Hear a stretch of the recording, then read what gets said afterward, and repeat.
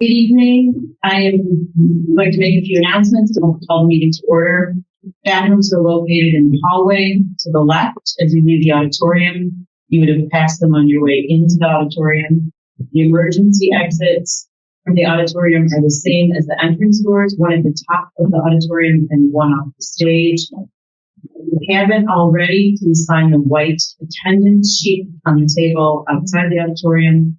The meeting is being recorded via Zoom. Please note that the chat feature will not be monitored. Public comment will only be accepted in person. The link to the video will be posted to the website next week. This is a business meeting.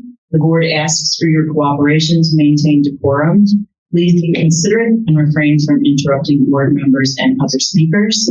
And tonight we are asking board members just to raise their hands so we can clearly determine who wants to speak and who's asking for permission to speak. With that said, we'll go ahead and call the meeting to order.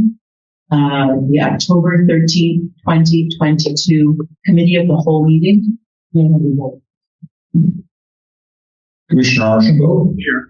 Commissioner Wesson. Here. Commissioner Rapp. Here. Commissioner Root. Present. Commissioner Seaman. Here. Commissioner Cotto. Here. Commissioner James. Here. Thank you. Are there any changes to the agenda? Excellent. Item number 3, communications. Currently no communications to provide, but thank you. Item number 4, unfinished business. 4.1 is Elder Centennial. And we will hear, if possible, from Chuck Dowding first. I understand you have a presentation.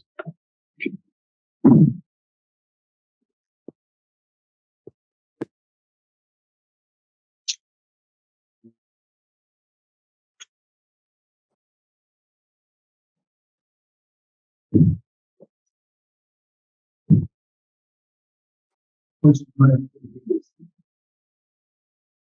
you hear me now? Okay. This way it's higher, closer to me. I have a third hand to hold the microphone. So maybe we should skip all of the email parts. Could you go to page B? Start with that.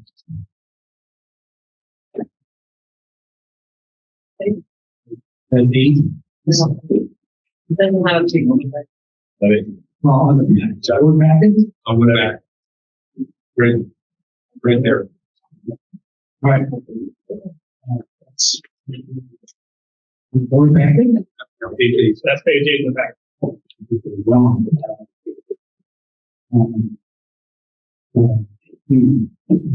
Yeah, there, that's it. Okay, we'll start there. Sorry about that. Don't want to take up too much of your time.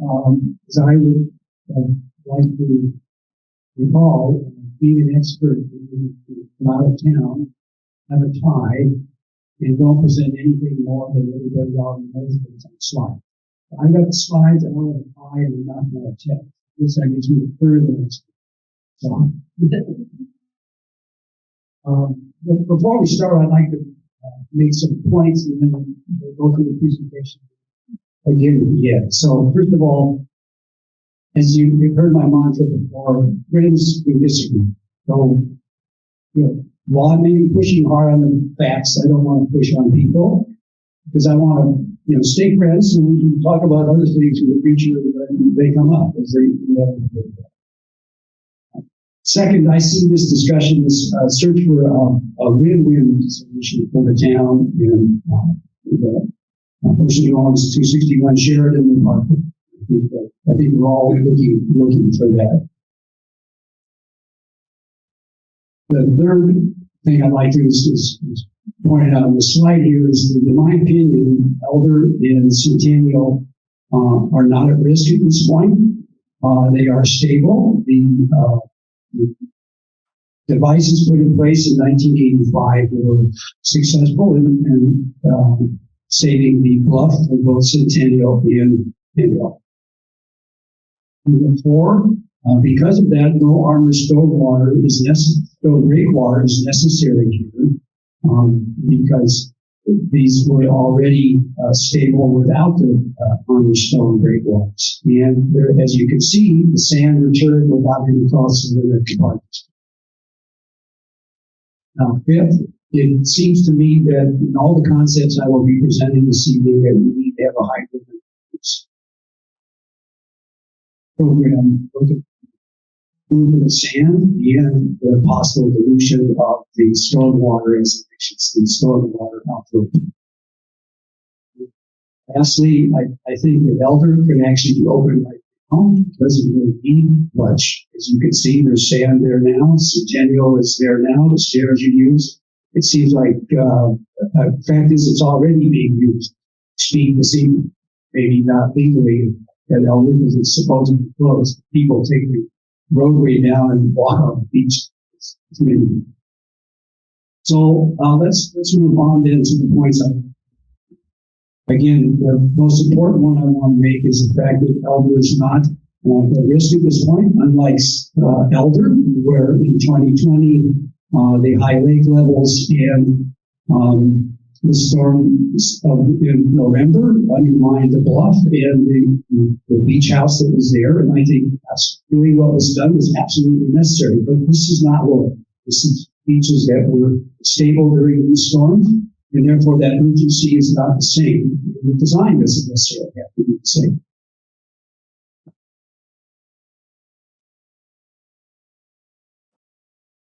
We go to the next pages.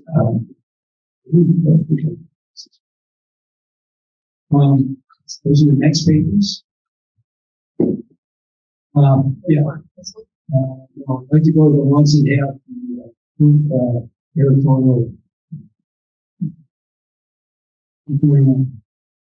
Okay, there. So the next pages I'd like to look at here are the ones that have a series of air photo interpretation shots that I've looked at. These are pretty good.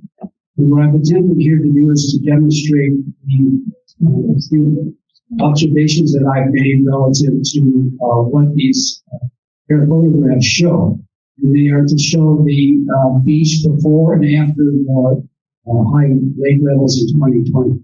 So we'll start here with Rosewood Beach, which is alleged to and one of the beaches that failed. And in fact, it did. See before at the top here, this is 2015 after construction. And you can see the sand, the tees, and you can see this is the northern one with this, the sort of interpretive houses, but there's a ravine that enters into this northern beach here. Visited this and took some photographs. And then I found this air photo, this is in 2018, which is when the lake level started rising, and you can see that all of these cells that are lost. So this is, people said it failed. The tees didn't fail. The tees didn't fail here, but the rising lake levels in the storage probably washed the sand out. And the most great loss of sand was up here on the northern, but that was also contributed by the large amount of water that comes out of this ravine that washes through here as well. So that actually underwent greater erosion than the other cells. But you can see that the sand is lost here. So if you go to the next slide, let's go to the next one. Yeah, that one. Okay. Now what I want to do is to demonstrate what happens in Winnetka. These are a series of air photos from Google Earth that show what happens in Winnetka. And if we concentrate on the ones on the right-hand side, these are the two riparian owners that live immediately north of Spruce Street. I forgot their names right now. But they had beach capture devices that were replaced with large armored stone that were similar to the ones in those. You can see the sand here at 17 and 18. And then you can see in 2020 during the storm that they lost sand as well. So this is just Rosewood that lost sand. The beach capture designs in Winnetka also lost sand. Not only did they lose sand, but the bluff wasn't protected. You can see here. Hopefully you can see. I can't see it from here, but there are armor stones deposited on the beach because this riparian owner had to reinforce the bluff to protect the bluff as well. So not only did these particular beach capture devices fail with regard to keep the sand, they also didn't do as good a job as protecting the bluff as they might have. And then the next slide is looking at there we go. Sorry about that. This shows Elder Centennial before and after. You can see that before there was a great deal of sand there. The rising lake level did wash sand out, but it also returned sand. And as we all know, that there's enough sand there for a serviceable beach. It's not the same side of sand that was there before. And that's something the Park District has to take into consideration. How much beach really is wanted and needed for a serviceable beach. The answer to that is that's something that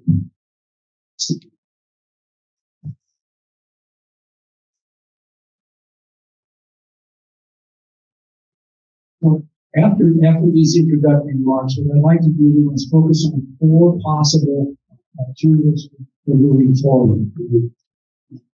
Those 4 would include the one that is on page 16 of your agenda packet this evening. That's the 2 one proposed. Second one would be move and bury the pipe, which is what I proposed on August 25. Another plan is coming through, which is to extend the pier or to at least refurbish the pier so it operates all out and flushes the stormwater through the different points.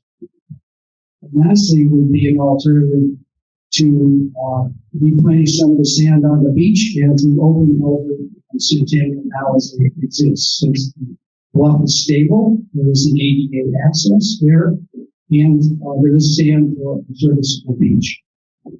So if we go to page 16, which is the Elder 2 now, I'm going to start with Elder first.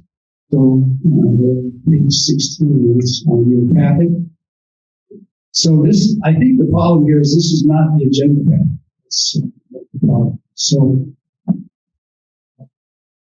that's what I thought we agreed to do is put the agenda packet. This is the agenda packet. No, We have printed out for the agenda. it's not the board agenda packet. This is the attachment from the packet. But it's not the board agenda packet.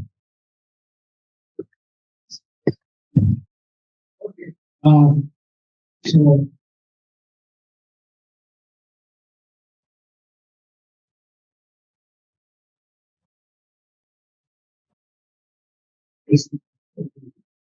that all we do is failure to communicate or not that EAs.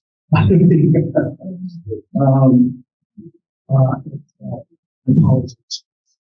Can you put the board? I assume the board packet's going to come up anyway at some point this evening.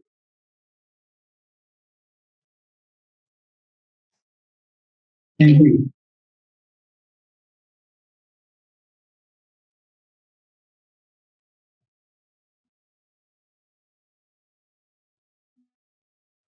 So that's what my page numbers refer to the board's packet. That's why.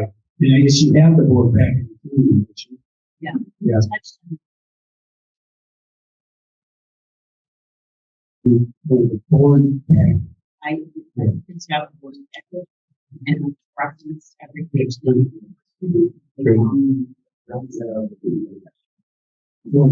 board. Board packet is pulled up currently right now, Chuck. So what page would you like me to reference? 16.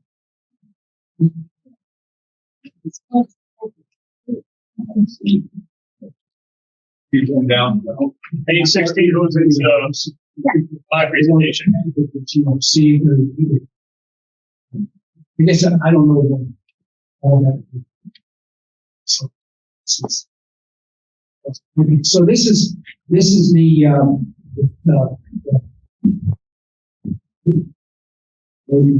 so this is the what was released on Tuesday, I believe, in terms of the latest update in terms of Next one. That's not Next slide. Next slide. next slide. It's now that's page 15. Is that it? Okay.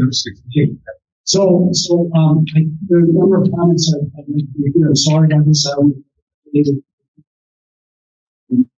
So I think this plan recognizes the need for additional protection in order to keep the sand from washing out the possible lake levels if that should occur before the whole package is completed across the September. The challenge for this is, though, as I understand it, the cost of this additional offshore breakwater is not included in the costs that were presented on August 25. So that will have to be accumulated in terms of how much this additional breakwater, which is obviously going to have to be extended to probably another 200 feet in order to have the same closure for both Elder and Centennial, if that's ultimately comes to pass. That will have to be taken into account in your final cost considerations. So I estimated another $2 million, just using the word that you provided on the screen.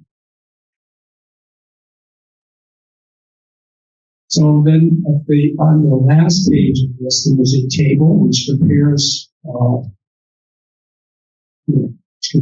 some of the option 2 and option 2A.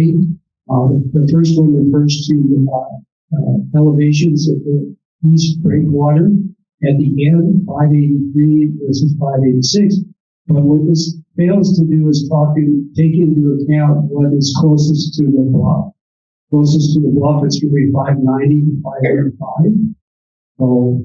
So there's very little change in terms of breakwater elevation at the first 125 feet from the bluff to termination of the walkway stair option that was at, which I think is a great option. It does provide a way to utilize that breakwater if the piers exists now. So I think that's a great start. The breakwater length is still over 200 feet. The overall length of the breakwater into the lake was only reduced from 229 to 216. I don't know. These, I think, have to be something with curvature of that. But according to the drawing on page 16, it extends 216 feet out of the lake as opposed to 229, which was the plan on August 25. Beach elevation has dropped from 587 to 585.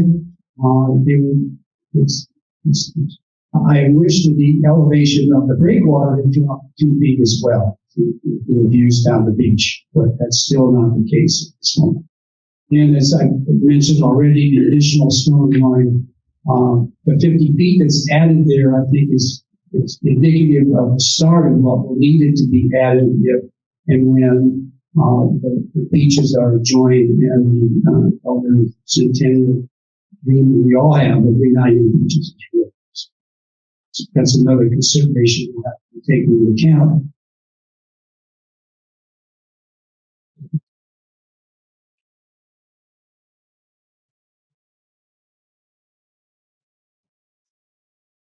So if we go back and forth, back at page 13, board pattern. So this is, I want to talk a little bit now about the second option, which would be to either repair or to extend the pier out further. This extension of the pier and the stormwater pipe produces the nearshore effects as much as placing the pipe breakwater gets it farther away from the shore. And Elder alone is twice the size of Maple, as you can see by the comparison here. These are the same sizes. This is the Maple pier, which doesn't have a fence on it or a railing. And it's approximately the same length as the existing pier in Eldon. So one of the possibilities is just to repair this pier.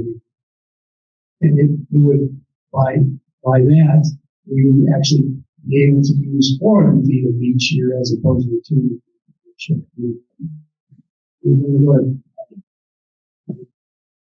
Next thing.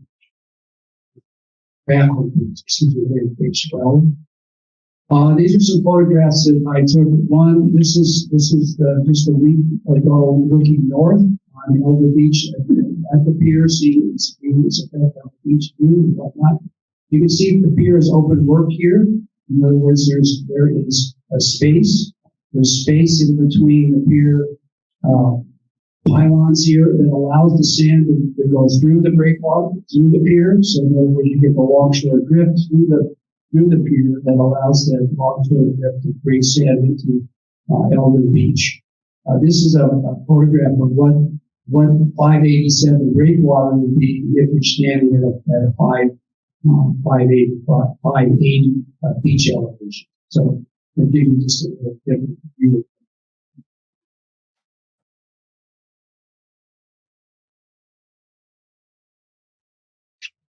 Go to board map on page 14.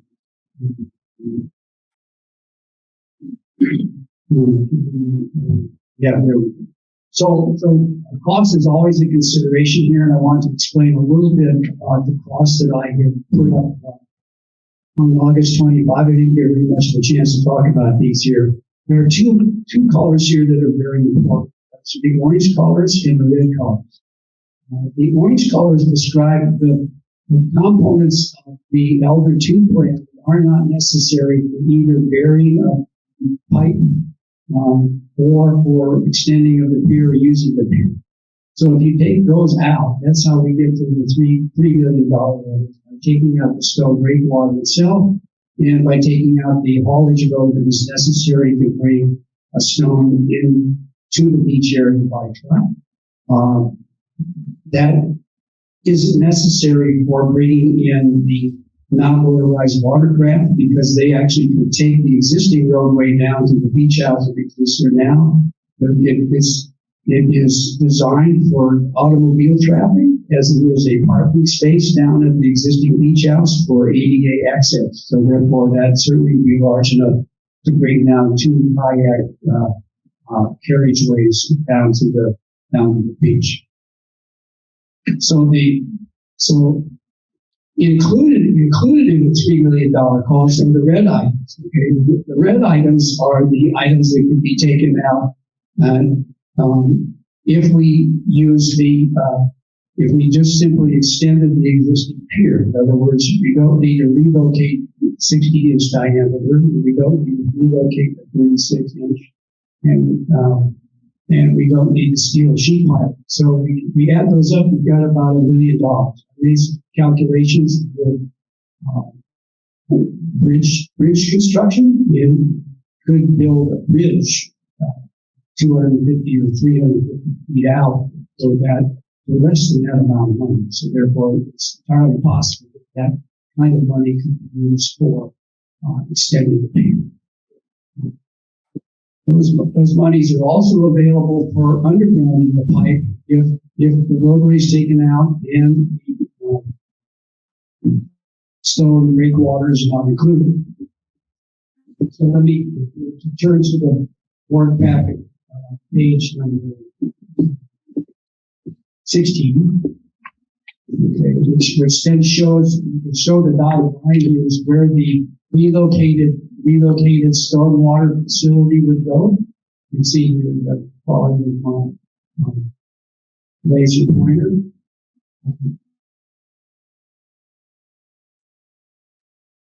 So that proposal for burying the pipe would be, instead of having the stone breakwater, it would simply bury the pipe lake, and the diffuser would come up. Now, it was alleged this wasn't really a very feasible thing to do. However, I'd like you to know that Evanston is now let a contract to extend their water intake pipe out some mile and a half into the lake by burying the 60-inch diameter pipe 9 feet below the lake, bottom of the lake, and that would be constructed in 30 feet of water. So they believe, the contractors believe, that they can execute this at a reasonable price in the city of Evanston. So I would say that means that this actually is feasible for Winnetka to do the same thing, to bury a 60-inch diameter pipe out that far. And we only need to do it at 7 feet, because if you go out this far, the lake bottom is only 7 feet below 580, which is current elevation. So I think it is feasible, and I think it is something that they might want us to look at. And then that brings me to the last alternative, which would be to simply open Elder and Centennial. They have ADA access. There's a roadway down there for kayaks and non-motorized watercraft. The lots are already protected by the existing flood protection devices, and there's sand on the beach, as can be attested to by the high school students I've seen down on the pier several afternoons when I've been down there. So it's already it could be done officially. And with that, I'd like to end with my viewing the important ones.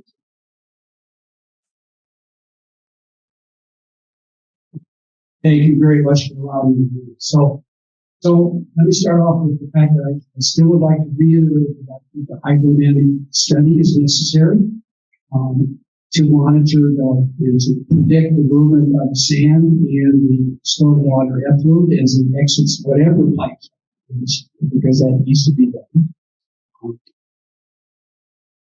It needs to be done to check the efficiency of whatever the pipes with how effective the past designs were in Winnetka that have been executed. It's also necessary to look at the stormwater pollution. One of my colleagues at Northwestern University is a member of the National Academy of Engineering that developed some hydrodynamic code, and I think be happy to help you find a coastal engineer who uses the appropriate code for making these studies to look at the various efficiency factors of each design. I've said before, Elder Beach should be open as soon as possible. The Elder 2 plan, as articulated here on this evening, I see movement toward consensus, which I think is really good. This is helpful and demonstrates how we can do it. Repeating again, the academics can enhance successfully let a contract to vary their 60-inch diameter pipe bays. That's entirely possible for them to do so because it's easier for them to do so because it doesn't need to go as far out. And lastly, I'd like to leave you with the fact that if this plan is continued and if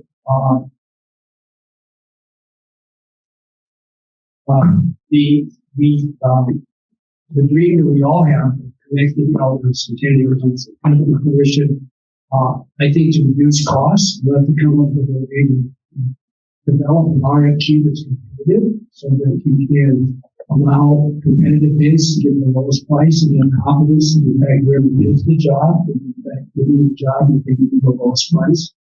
And there are several things that I think are important in order to do that. The first one is to have performance-based criteria for the materials. In other words, it should be stone that the Army Corps of Engineers allows to be used in breakwater construction. It should not be specified as any particular type of stone, because that would allow a number of different people to do the job. For instance, there was a quarry called Oliver's Quarry in Winnetka, Wisconsin, that supplied the stone from Rosewood Beach. It's acceptable by the Army Corps of Engineers. If you want to check this out, you might go to the roof. Go look at Manitowoc, there's a barge filled with armor stone waiting to be moved out of the lake Michigan. So that offers an alternative. The other issue is in terms of steel. The steel for any sheet piling that is specified in this job should be specified in such a way that there is no special shape specified either, because there are companies that have copyrights shapes for sheet piling, and the sheet piling usage here is not shape specific necessary. So I hope that you will consider as you move forward to develop contracting documents that allow the greatest amount of competition, and so that you can get the best price and the lowest cost. Thank you very much. Appreciate your attention. Thank you very much. I think some people on the board will have questions for Chuck, but I would like to start to see if maybe Costa Catulus has any questions or comments for Chuck. I don't mean to put you on the spot, person, but Not at this time. not at this time. Okay. And then if anybody on the board wants to just raise a hand and ask a question of Chuck. David? I heard 595 as the stone height, I believe. 585 as the stone height on the beach. I thought I heard 595. There's just some numbers that I didn't agree with in your presentation that I know from looking at that and going down and talking to Costa, but it's 85.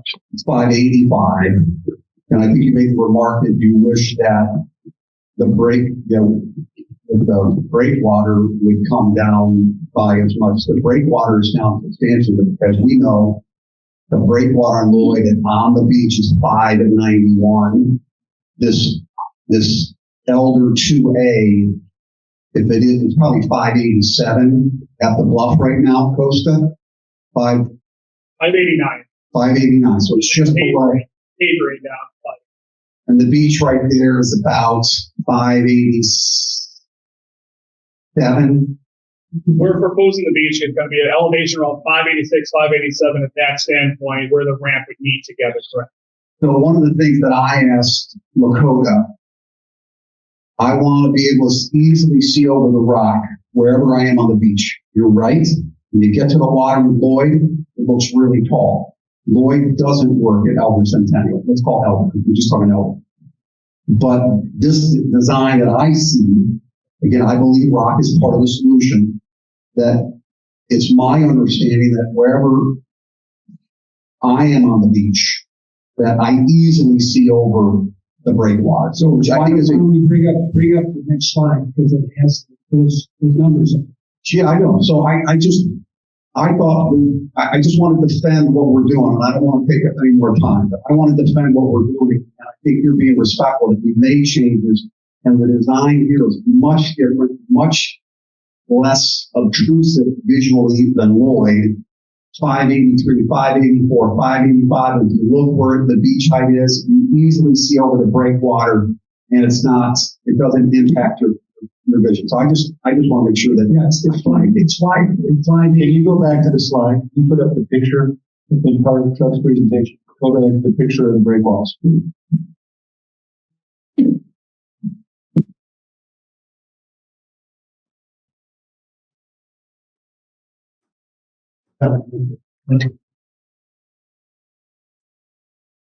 Yeah, that's fine.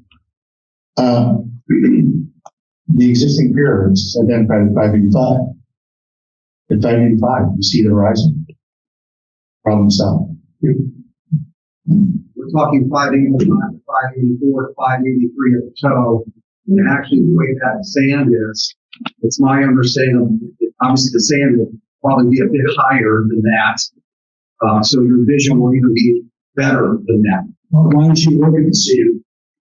Here's the design. It's 585. 585. Yeah. And then, so at 580 would be 5 feet above, because it's 585 at the end of the pier. You see that number, it's 585. 585, 587. It's actually going to be higher. Let's call it 586, 587. This will be probably 588. It's going to be right here on my leg. You will easily see over the breakwater. That's the most important thing that I would want to communicate to the people that are here tonight. It is not Lloyd, not even close to Lloyd. Your vision, your sight lines are much better than Lloyd.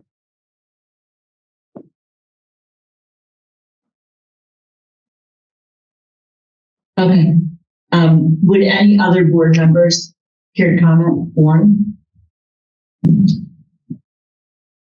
Chuck, I love talking to you. I really do. And I enjoy the back and forth.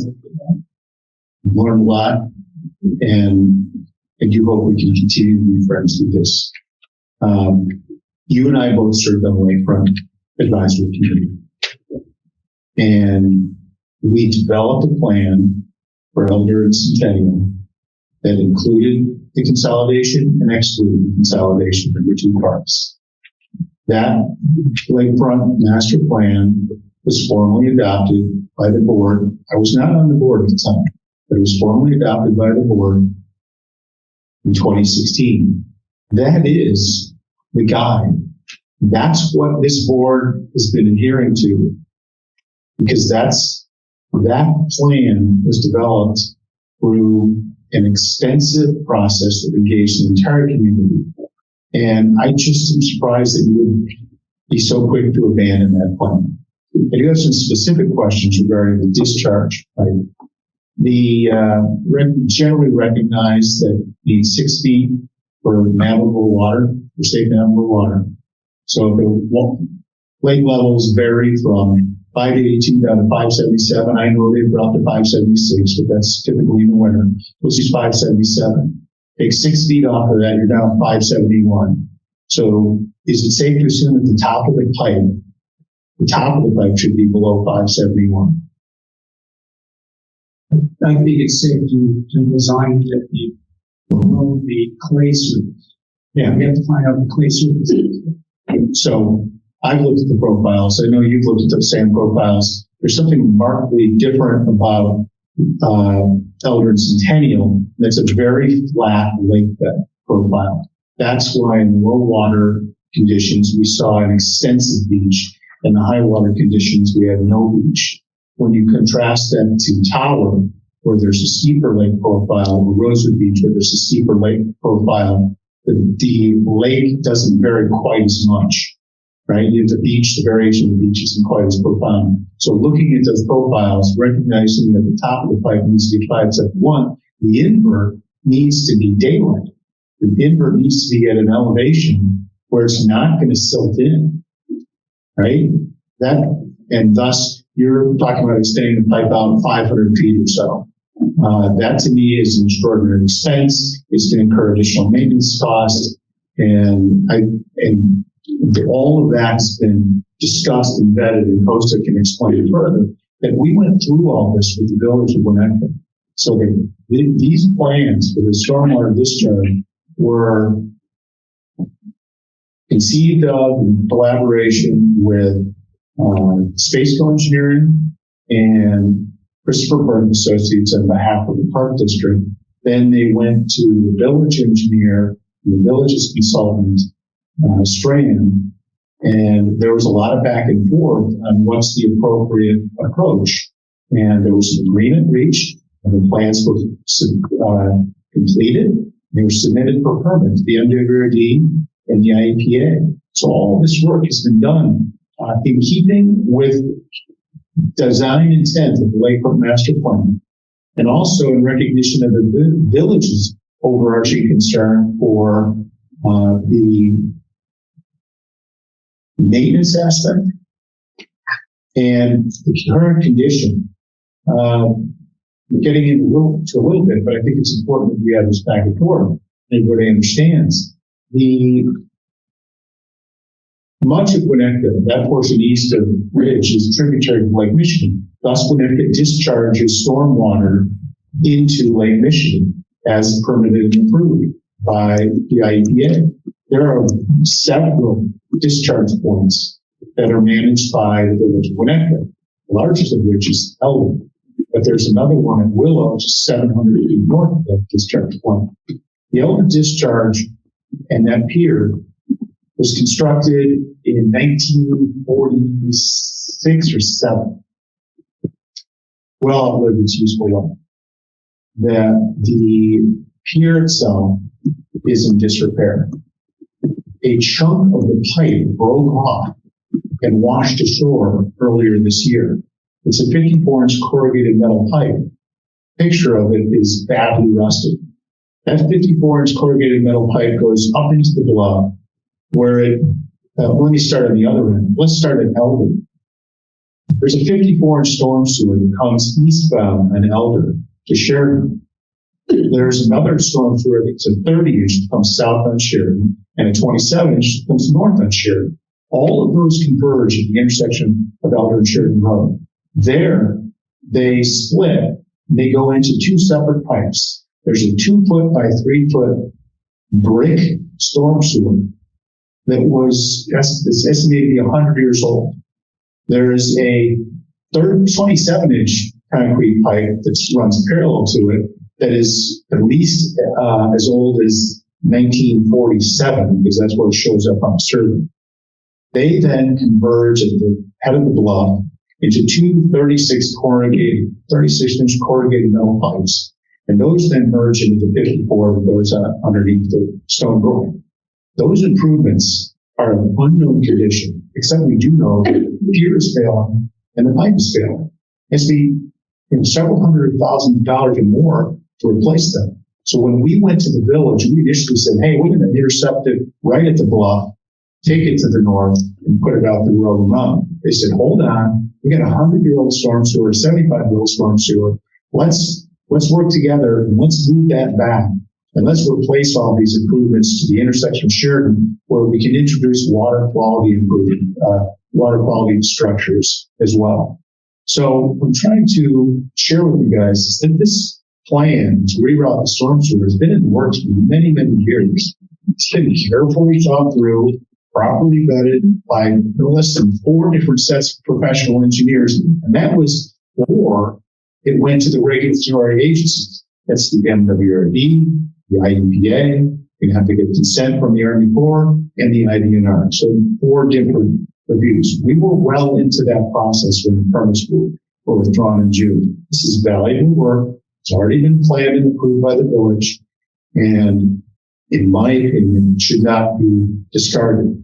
We also have valuable work that was completed with the Lakefront Master Plan, is formally adopted, and the Elder 2 plan as proposed addresses the concerns of the height and visibility. I was the first one to recognize the height issue with the stone.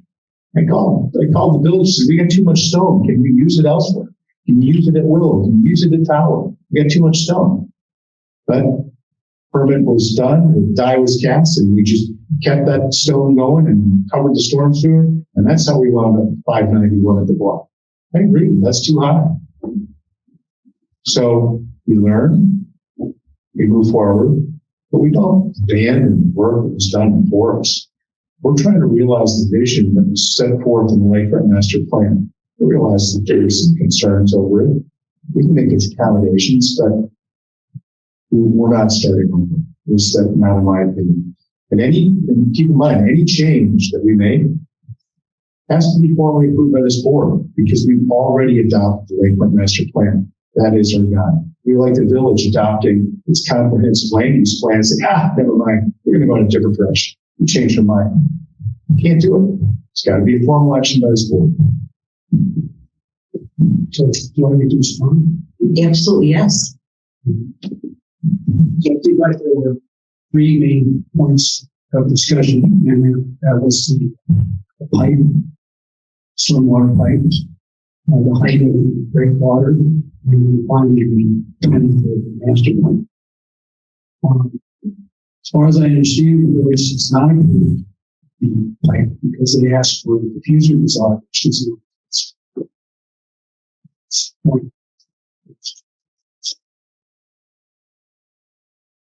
in terms of wanting to increase the capacity of the pipe, I agree with the village. The capacity should increase to a 60-inch diameter pipe. That's why I've been very concerned about the fact that the flow capability of the pipe is reduced by reducing the diameter of that pipe to 2 36-inch diameter pipes in a breakwater. That reduces the flow capacity. It keeps the exit velocity the same, and reduces the flow capacity 70% of what the village wanted by having the Park District put a 60-inch diameter pipe flow. So I don't understand that. It doesn't make any sense to me why the village would allow that. Why the village would ask me for a 60-inch diameter pipe and then reduce the flow capacity of that pipe in the breakwater. So why would the village do this? I would 60-inch diameter pipe all down. This doesn't do any good to increase the size of the straw and pitch it off at the end and say that you're getting the same capacity. So the man will trouble with that. In terms of my design for the pipe, the location, Evanston, drawing your water in, and they have a design that eliminates swimming. So I don't see why Winnetka can't have a that they silting in terms of its exit velocity. It seems to be equally viable to do that as well. In terms of getting it up in elevation, the invert will be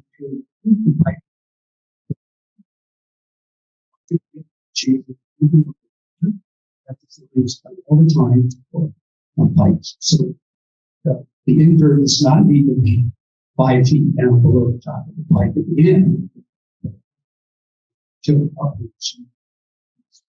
That doesn't change the head difference between the bluff and the lake at all. So I believe that the pipe design needs further investigation. And I don't really believe, I would like to see the village's state of action to why they agreed to have the pipe flow capacity. Specifically that in the march in the village, they asked for the using it, so it's not this. So therefore, agree with you that is a challenging design that requires further investigation. Well, I think the board wants to respond to the response to the first question. I just want to make sure that everyone in the audience understands. You got a 54-inch storm sewer coming down here, or down Elder, a 27 to 30, and they all converge in Sheridan Road. Then they get constrained there. They get constrained into a 30-inch diameter pipe and a 2 foot by 3 foot brick storm sewer pipe. That's where the restriction is. That's the restriction that runs those two pipes convey the entirety of the stormwater across Elder Beach. So if we're talking about increasing the discharge, the constraint is not at the discharge. The constraint is in those two pipes. It's my understanding that this the village asked the park district to put a 60-inch diameter pipe. So that in the future, when the village goes to increase the size of those pipes, they would have the increased outflow capacity there ready to be used. So I think we're talking about two different things here. I agree with you that there's constriction upstream, but the village sure intends to reduce the constriction upstream.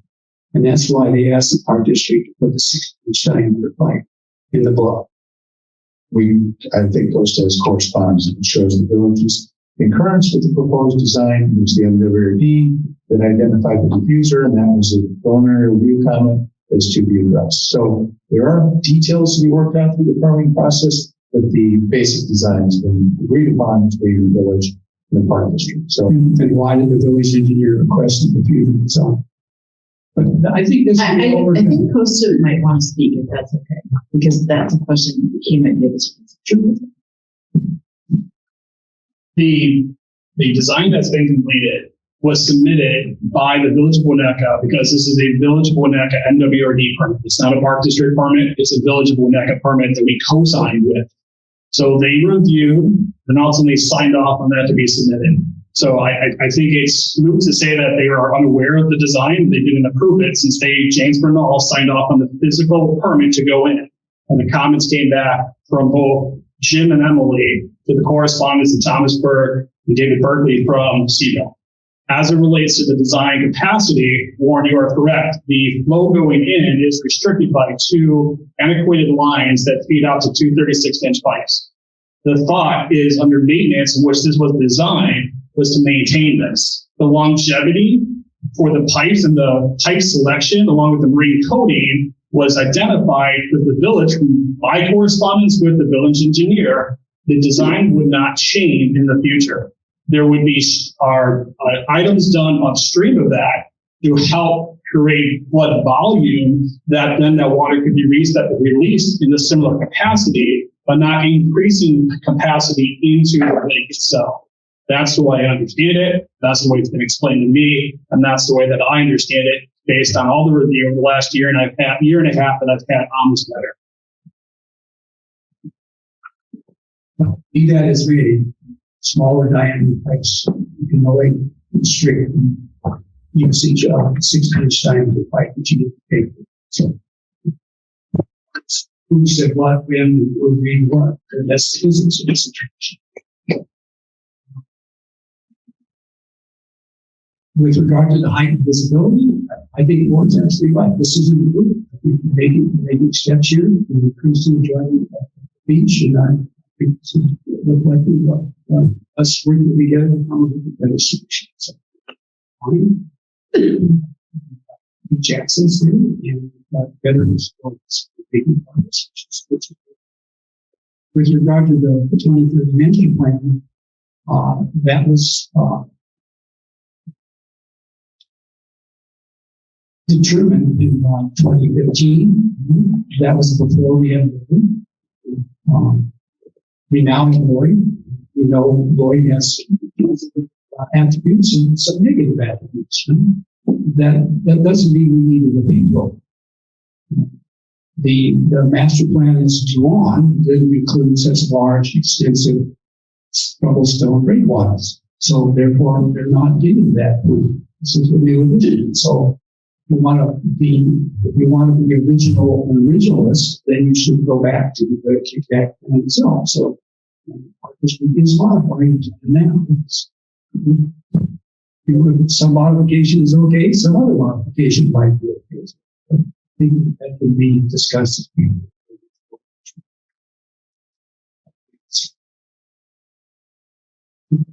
Those are the three issues. All right.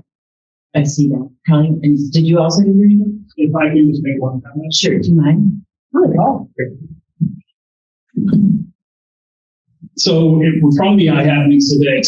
Chuck, I know you haven't seen this, but I did pass this out to the board today. This is the February 17th memorandum from 2021 from Thomas Burke and CBO showing the stormwater outlet to Lake Michigan relocation for Elder Park. They ran modeling for that, and the modeling shows for this description for peak tests using the new Bulletin 75 model, which is the new accommodated model. The existing flow on a 10-year storm was going to be 131.4 cubic feet per second, and the 100-year storm event was going to be flowing out at 150.3 cubic feet per second. When you transition that to a 54-inch pipe up top and flow out through two dual 36-inch pipes, the flow went from 131 to 130.7, so a change of 0.8. And then the flow change at the 100-year storm actually went up. It went from 150.3 to 151.7. When you change that from a 60-inch to two dual 36s, it went up at the 10-year value from 133.2, and then in the 100-year, it went up to 151.3, about a 1 cubic foot per second flow rate change. I do understand the confusers in regard to your question, Chuck. That was identified by NWRD, the model that we submitted for the design. We haven't had a chance to go back through that and reinvestigate that because we were told by the park board to remove the permit at that point in time. So since then, we want to land on a design which the community, the board will ultimately support and vote on and approve. Then we can go back and finish our due diligence to make sure that we have meet the requirements for all and any regulatory agencies that we need to. I guess my comment would be if you bury a 60-inch diameter pipe, it would be more capacity. So,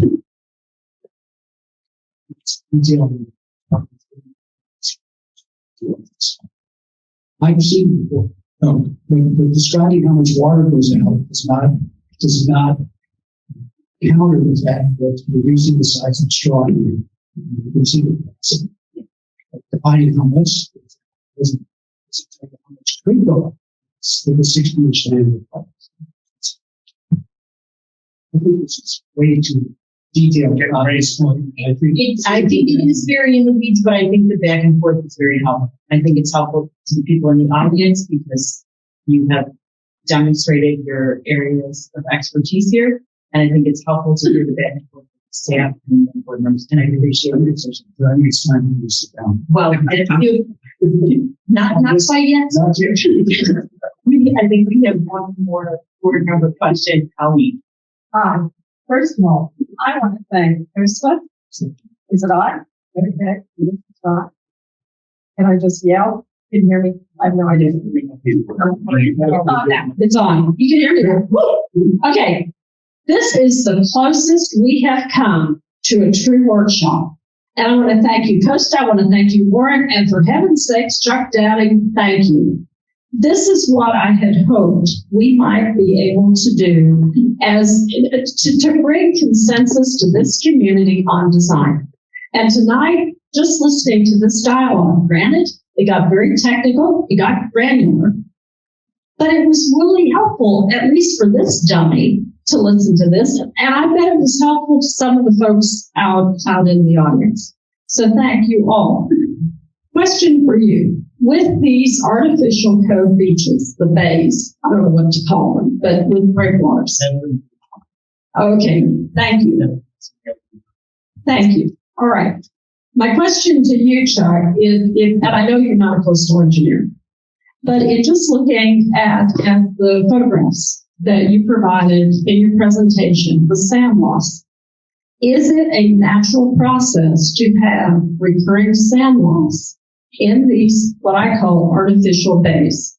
And if so, is there a recurring maintenance cost for sand enrichment? And Costa, I'm going to ask you the same question during your presentation. And do you have any idea what that annual cost might be?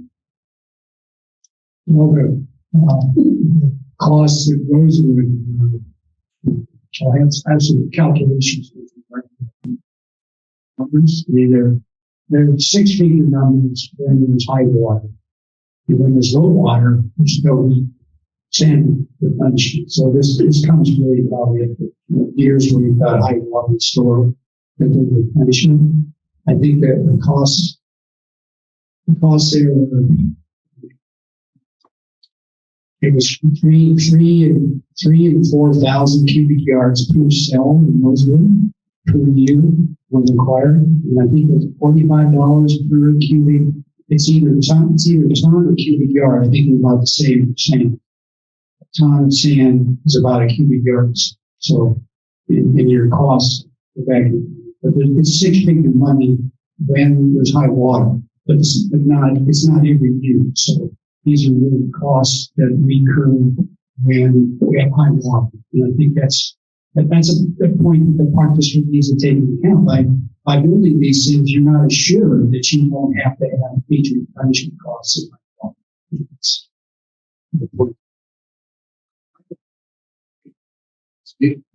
Mike? To about Rosewood, that the slope of the beach, 2 feet, and the sand that they used to light Lloyd, heavy sand, not as slow. So but this board can't be accused of not.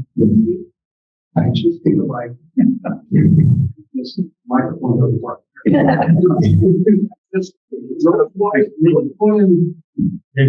learned from Rosewood, but it's not applicable to Lloyd. Lloyd's a different thing, and it's a different slope. But yes, we should learn from Rosewood in terms of what we do with Elvin and Centennial. Be cautious of the slope of the beach and the sand that we use to replenish it. But there's an assumption just because we invest in a beach with stone, there are people at home listening. I don't care. There's this assumption that when we do this headland structure, we put the stone in, that there's always the worst case scenario. I'm glad Highland Park screwed up, because we learned from it. And so did Winnetka. So did the people who designed those beaches in Winnetka. So did the people who designed those beaches in Winnetka. I'm just telling you that I think Lloyd, we did a great job. Could it have been better? Yes. Will we do a great job at Elder? Yes, we will. And will we make the mistake that Highwood did with the wrong sand and wrong slope? We're not going to make that mistake. That's not what we do. So I get a little tired of it being used as an example of, oh my gosh, everything's going to go wrong. Well, no, that's not true. That's not fair to all the work that staff has done and the board, the work that we've all done. If you go to the next slide, it's there. You go to the next slide, please. There. If you look at that, these are beach capture facilities in Winnetka, designed by people who designed these things in Winnetka. And if you look at the bottom slide there on the right, they lost sand. Chuck, you don't know the slope of those beaches and you don't know the sand. I know the designer, I also, but I don't want to use names. David said, we don't know the slope of those beaches and we don't know the type of sand. And the other thing I would say is that they're all private beaches so that they have different constraints. They have the same designer. Right. Colleen's not yet finished. There is a reason that I raised this question. I know you're not a coastal engineer. I sure as heck am not one.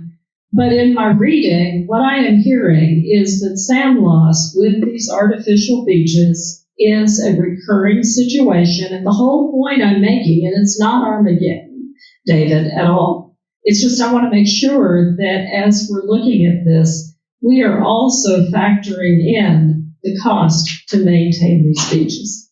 And Costa, I'm sure you are, but that was the point. I have another question, Chuck, and then I'll shut up.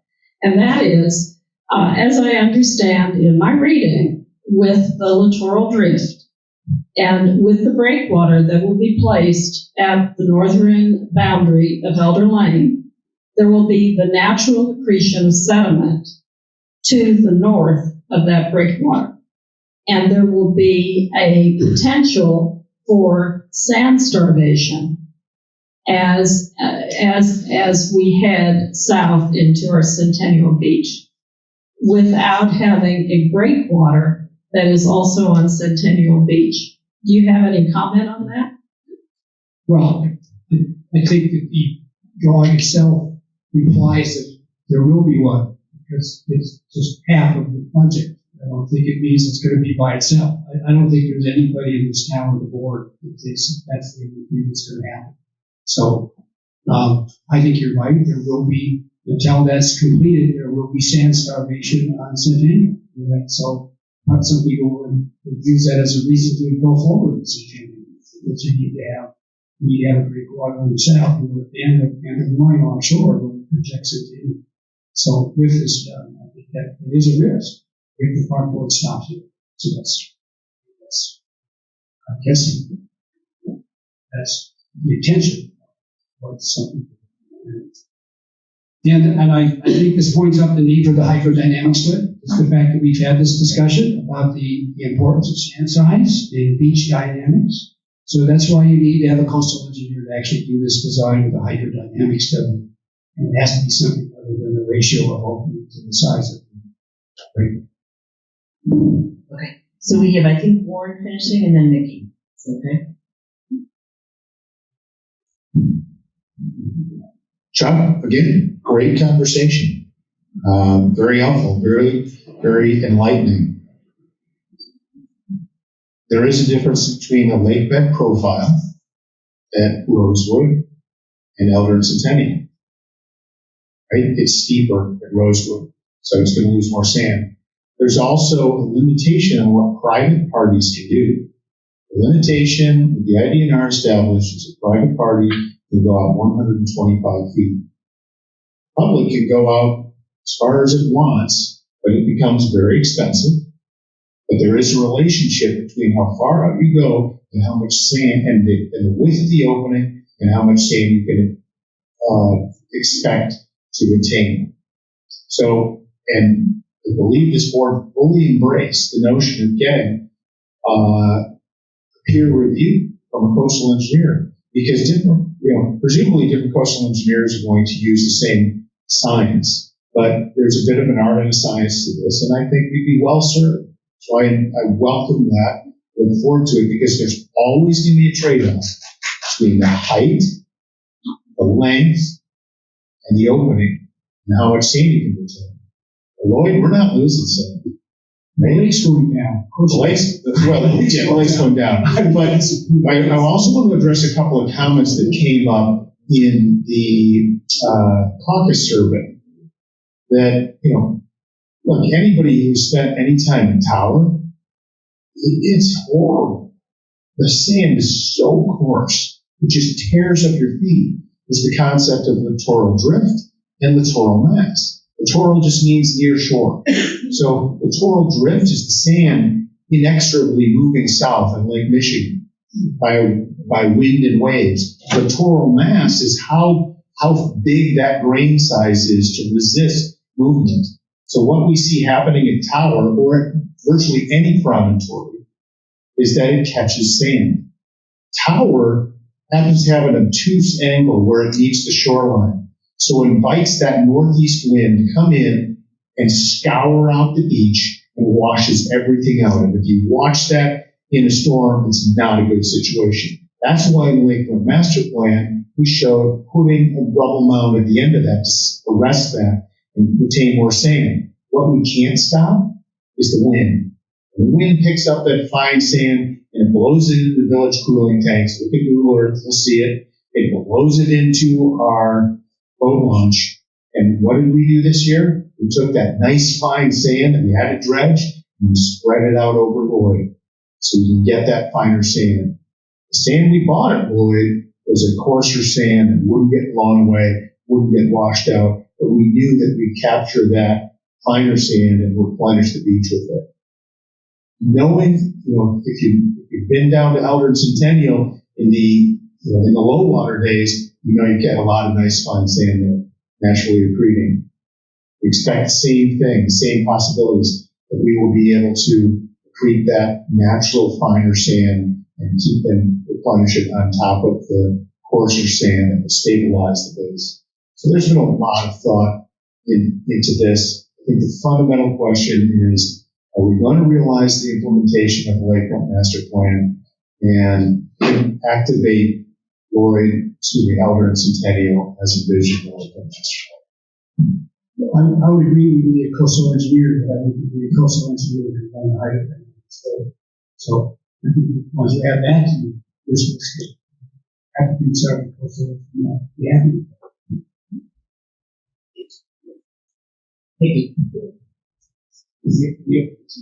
Yeah, I was just going to make a quick statement and more leading to the punch on it. It's like, listen to all of this stuff. Chuck, it's not fair to say, ask you to answer questions, but the coastal engineers and be advanced. Yeah, okay. Yeah. It's not like we're not going to have coastal engineers. One. Two, we're going to have peer review. So it's going to be two coastal engineers looking at this. Hopefully they work in concert. And go through all the stuff, use the right procedure, use the newest tools that we have. Do all the procedural stuff that's going to be already been done, but maybe do some of it again just to validate the previous findings. And that's the way we're planning on going forward with this. So it's like, it shouldn't be a surprise. It's going to be done the best manner possible. It's going to be reviewed by governmental agencies that is what they need. And we're not going to usurp that or do anything different. I applaud you for what you're doing. I'm glad we're having this kind of dialogue. I agree. I think this is, in effect, a workshop. And different ideas are always great to put stuff to the table. We can value engineer stuff. We'll do that too. But I agree. Thank you very much.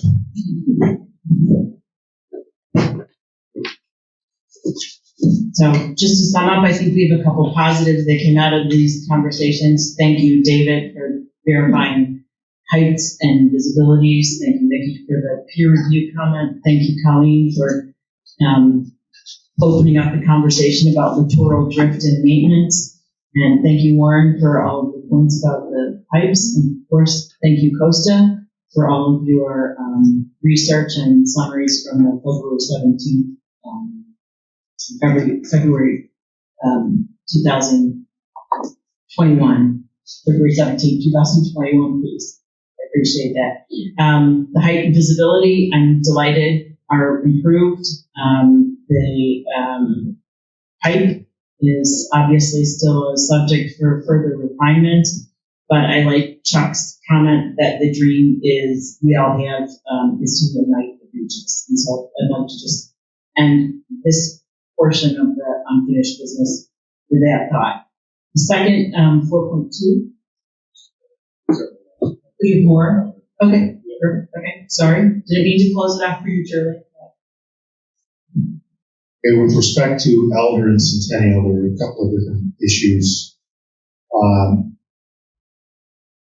There's been a challenge to the exchange agreement. I think people have been made aware there was a recent Cranes article. Rob Shrisha came to this meeting several times. I don't know if Rob's in the audience. I don't see him or his attorney. I'll be very forthright.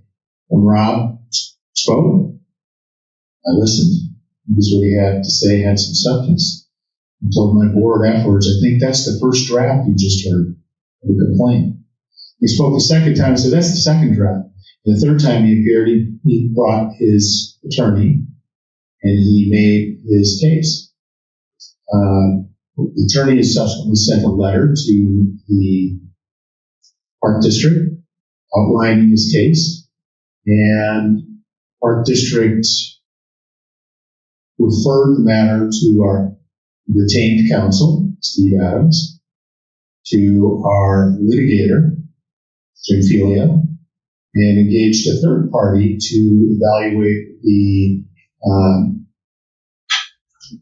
existing contract between the parties and the claims made.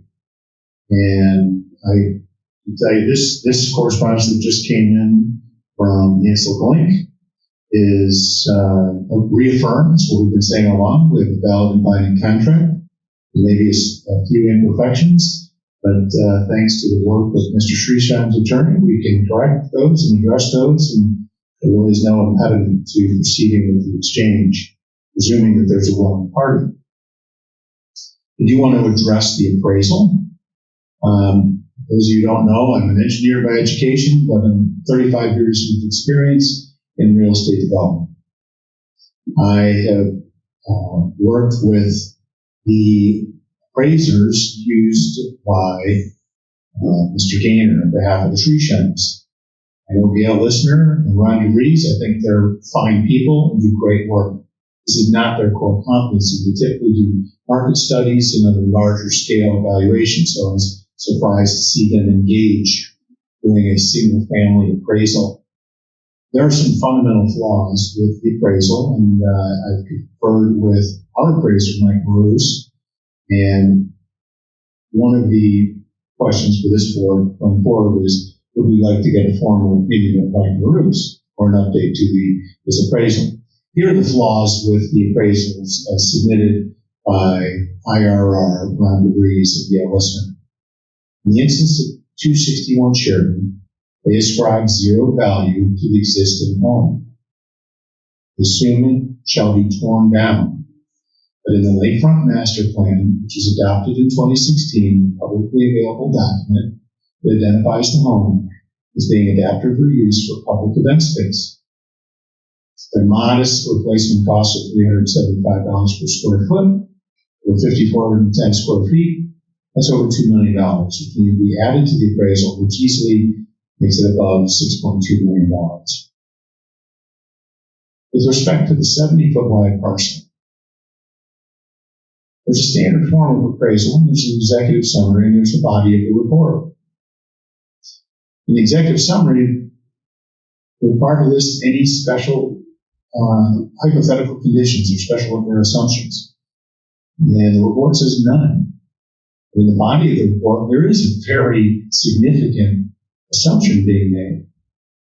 Assumption being that a 70-foot wide parcel would be granted a variance by the village, Winnetka, to make it a buildable lot.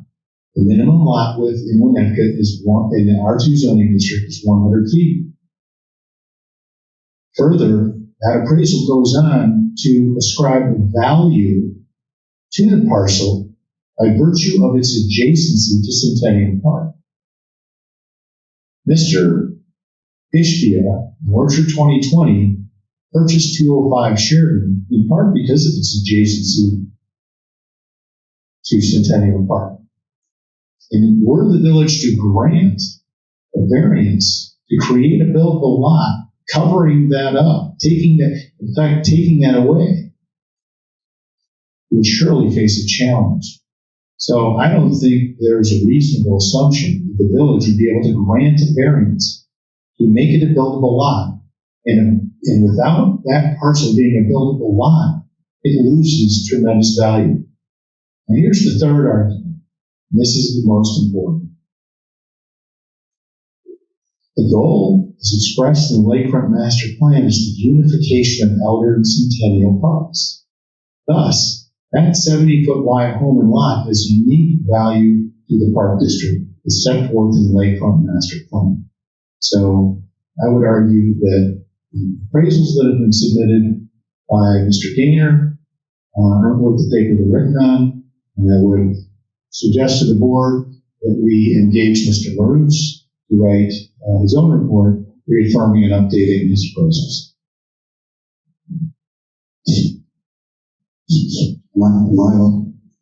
Absolutely, yes. David?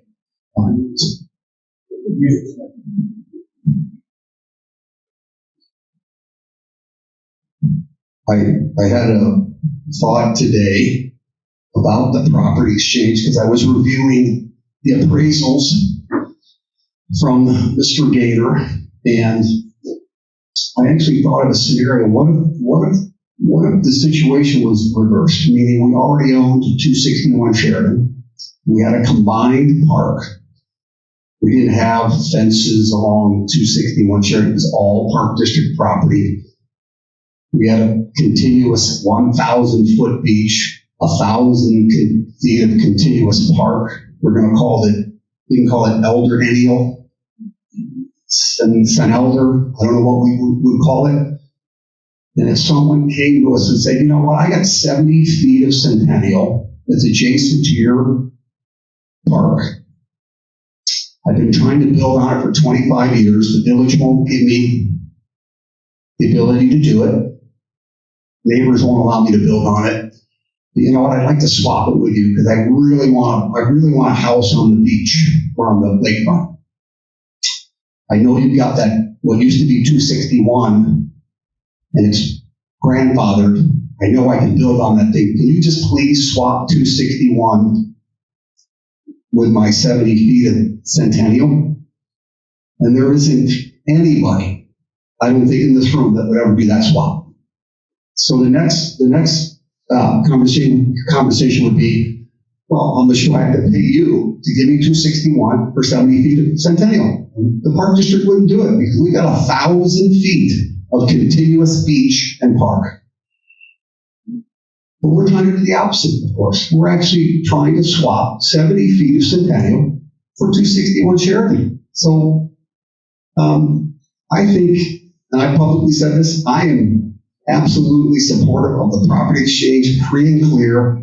We will have a wonderful, wonderful beach and park, 1,000 continuous feet. And I think in the years to come, people will say, you know what? I'm glad we did it. So that's my thought.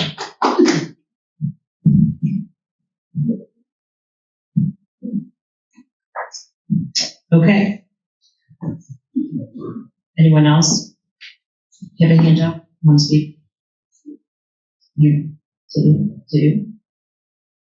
I don't feel this is the forum at this point in time in our meeting to discuss this. The opinion that was given was privileged and confidential. I think we have people in this audience who may at some point determine they are adversarial. So I would caution us to move on with our meeting, our public meeting. So I just want to, because we're going to move on from the Elder and Centennial discussion, I want to suggest a few things. First of all, this has been an extraordinarily stressful process for all of us. The board takes your comments very seriously. With many sleepless nights trying to digest and understand and absorb each of the concerns. It's the board's duty to serve all residents of Winnetka. We need to reflect on this, and then we need to make a decision. It's very unfortunate, but you probably noticed the absence of Libby Baker. Libby was a valued employee, and she tendered her resignation at the end of the last meeting. That's in part of the reason why we didn't hold the meeting on the 20th, or planning to hold a workshop on the 20th. We received another resignation today from a valued staff member. It's very unfortunate. I hope you know that the Winnetka Park District is awesome. We have fabulous, phenomenal staff that provides incredible programs. We have amazing venues and really passionate, committed people that serve this community. We need to recognize them, we need to value them, and we need to give them both an attaboy, we need to give them a break. So, I respect the input, but I think that there's a time to make some decisions and there's a time to reflect. I would like to propose that at the 27th meeting, we consider a motion to give notice to close on the exchange agreement to Orchard 2020, that the closing should take place on or before December 16, 2022, unless otherwise delayed by litigation. We need to bring finality to this chapter. We should also make a motion to amend the Lakefront Master Plan to include a dog beach at the south end of Centennial Beach, subject to the following conditions. The shore frontage allocated to dog beach use shall not be less than 170 shore feet and not more than 270 shore feet. The dog beach area must include a secure boundary to prevent dogs from straying onto adjacent property north, south, and west. And the electric gate system must be relocated to the beach level to afford public access to the remainder of Centennial Beach. We'd also like to make a motion to reaffirm the use of the Headland Beach system, which is the stone groins that hold sand, including rubble mound breakwall structures, and that we proceed with Elder 2 as proposed this evening without that little nub of stone in the steel. The issue here is the relocation of the stormwater pipe, incorporation of that stormwater pipe into the rubble mound, and our ability to proceed and return Elder to active use. And then I'd like to make a motion that whatever plan we move forward with Centennial incorporates ADA access to the Centennial beachfront, as it was previously designed with a continuously accessible path from the existing parking lot to the boardwalk at elevation 590 or below, with the intent to provide continuous access to a future rubble-bound breakwall with a walkable surface on top, so that we can provide ADA access, so somebody can get out onto the lake and enjoy it. So I wanted to give everyone also then suggest that we take a break and we pick this up after New Year and discuss what else we should do with Centennial. We have budget season coming up, we've got staff to replace, and this has been extraordinarily taxing in this board. We take your comments very seriously. Let's take a breather. Let's just take some action on Elder and define the parameters by which we move forward, and then we can continue the discussion. Colleen? I just wanted to say thank you to the people who have worked so hard and have come and given constructive comments. We've come a very long way since May. Since May, because of your public presence and your public efforts, we have lost a metal prison louvered wall that was going to be on our beach. It's gone. Since May, because of your efforts, we have lost the landfill planter pockets, at least on beach property. Since May, because of your efforts, we have educated ourselves as board members about the public trust doctrine and the right of access and how important it is to this community. Since May, because of your efforts, we have reflected on a need for better communication and better transparency with you, our constituents for whom we work. It's not the other way around. And finally, since May, we now have video recording of our meetings. So if there's a question as to what has happened, and I often have that, we can come back and we can play those recordings. And it's incredibly helpful, at least I feel as though as a commissioner, and I hope you do too. So I really want to thank everyone for the efforts that you have entertained here, and that you continue to do so.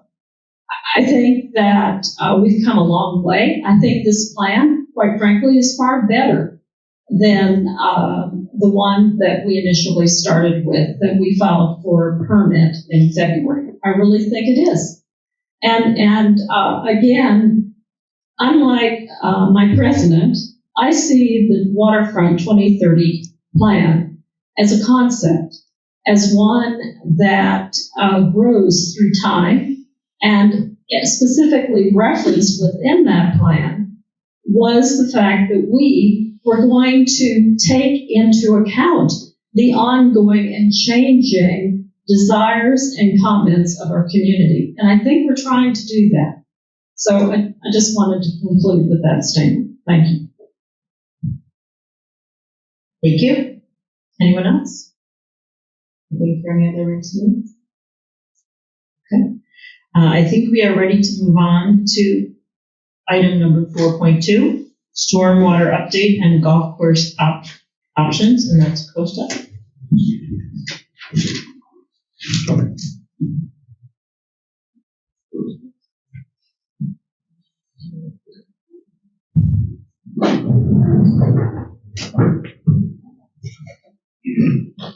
Christina, thank you.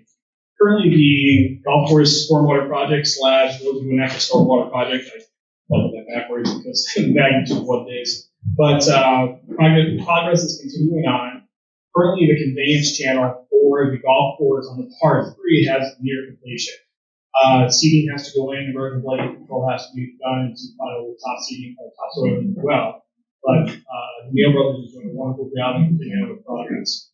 As we look to the course closure of the 18th on November 1st, we're going to continue moving on with that front, and Neal will start transferring into the 18-hole course. Currently, today was our first day of excavation, starting on the storm trap or dig out and installation for the Duke Childs and Little Duke combined effort. So you have seen a lot more activity along Hibbert Road, and there will be continued activity along that for approximately the next 2 months. As we continue moving forward, as it relates to the golf course itself and cost as it relates to the project, currently we have identified a lower bidder for roof work that was explained today at our construction meeting. So there's going to be some cost savings there that I'll be bringing forward to the board. I will note that those costs will quickly be absorbed by the requirements by the U.S. Army Corps of Engineers on what we need to do for the wetland delineation that was identified. As that continues, working with Mike Waldron and his team to finalize those numbers, which will then be represented to the park board at the October 27th meeting for your review. Prior to that, if there's any questions along the way, I know I've had an opportunity to meet with most of you one-on-one, but if there's continued dialogue or discussion that's needed, we'd be glad to circle back and follow up with any matters as it relates to stormwater.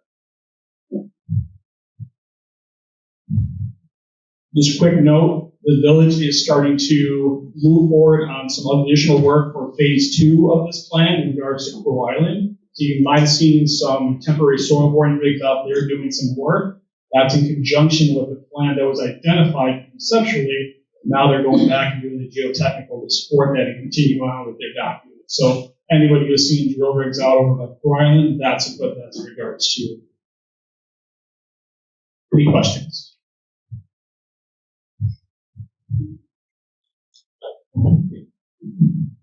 I just want to make sure I understand. You are going to present to the board the options and the additional costs on October 27th. We're expecting a decision at that time. Will they then be incorporated into our budget planning for 2023?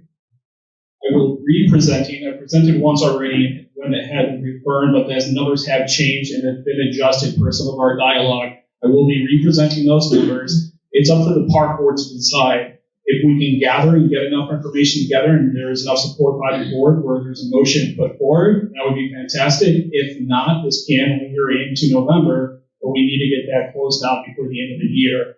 Decisions need to be made in regards to cart paths and moving forward that specific item. Thank you.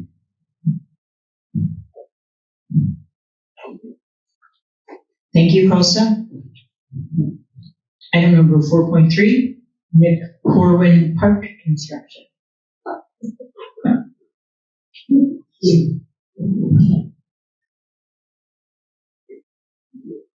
Hello again. As we continue to move forward, I'd love to take an opportunity to thank the efforts of one individual greatly. As many of you are aware, maybe you are not, we had a wonderful collaboration with an Eagle Scout, Jake Flavor, who had a wonderful concept to repurpose the used product of the core and playground, i.e. the playground equipment, and send that across the pond, if you will, to Ghana, Africa, where it's going to be reinstalled. So that took place last week, Wednesday was completed. Since then, you might have noticed over by Corwin, there was a shipping container that's been parked out there a few days. I believe that was gone today, hopefully. We're going to continue on with the progress on that work. But we'll circle back with Jake once that project has been moved along and we get an update from him. As it relates to the actual product for the playground replacement, shipping to the playground will commence. Shipping is going to be scheduled for next week, Wednesday. It's going to be received on site. You might have noticed that the trees that were identified for the removals did come down today. And we had some further dialogue with ASYO to make sure that we are working with them in collaboration to make sure they're not affecting their needs for the playground, but the play areas for fields 3 and 4 as it affects them currently. But progress is moving along. We expect that to be done by the end of the year, as noted, and then open up prior to that. We did put signage out there and as noted of our locations, as well as Molly done a great job about updating the website as well, I believe, to show where that's going to be at for other playground parks that can be used in the area. Any questions?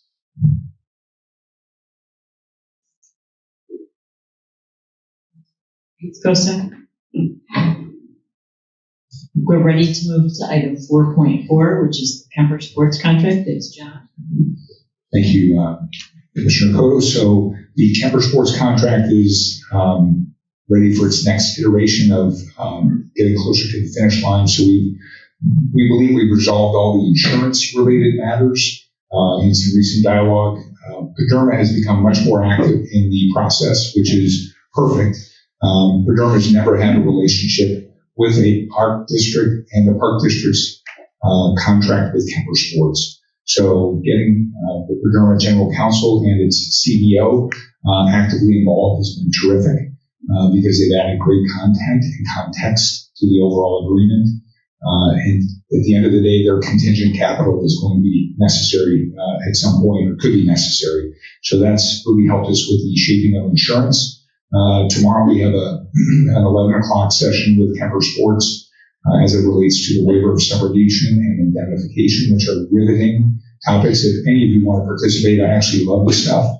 But so that's tomorrow. So we should be at a point on the 27th for a vote on the Kemper Sports agreement. To the extent that we get that finalized, those terms and conditions, I'll work with each of you individually to make sure you're aware of those terms and conditions so that we can agree to it and put that in place ASAP.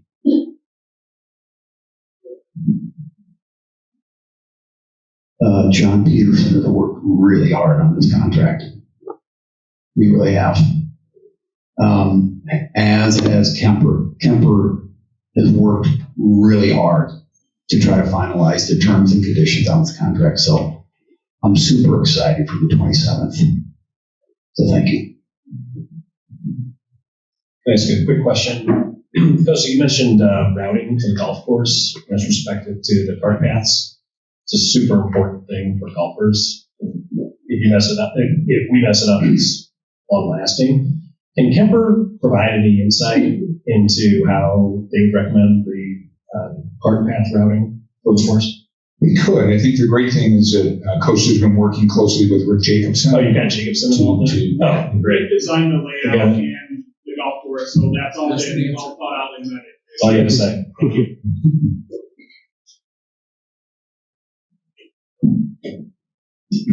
Any other comments? Okay, we'll move on to item 5, new business. Madam Chair, before we do that, forgive me, but I assumed we were going to have a presentation of Elder 2A and understand exactly, particularly if we are supposed to be looking at a motion to vote on this on October 27th. I presume that we would have an overview and an explanation of what has changed from Elder 2 and just kind of a general description. Do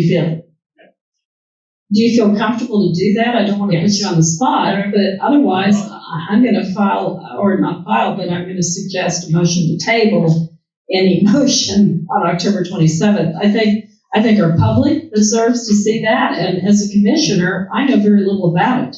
I've not had an opportunity to meet with staff, and I think other commissioners probably have and are well familiar, but I have not.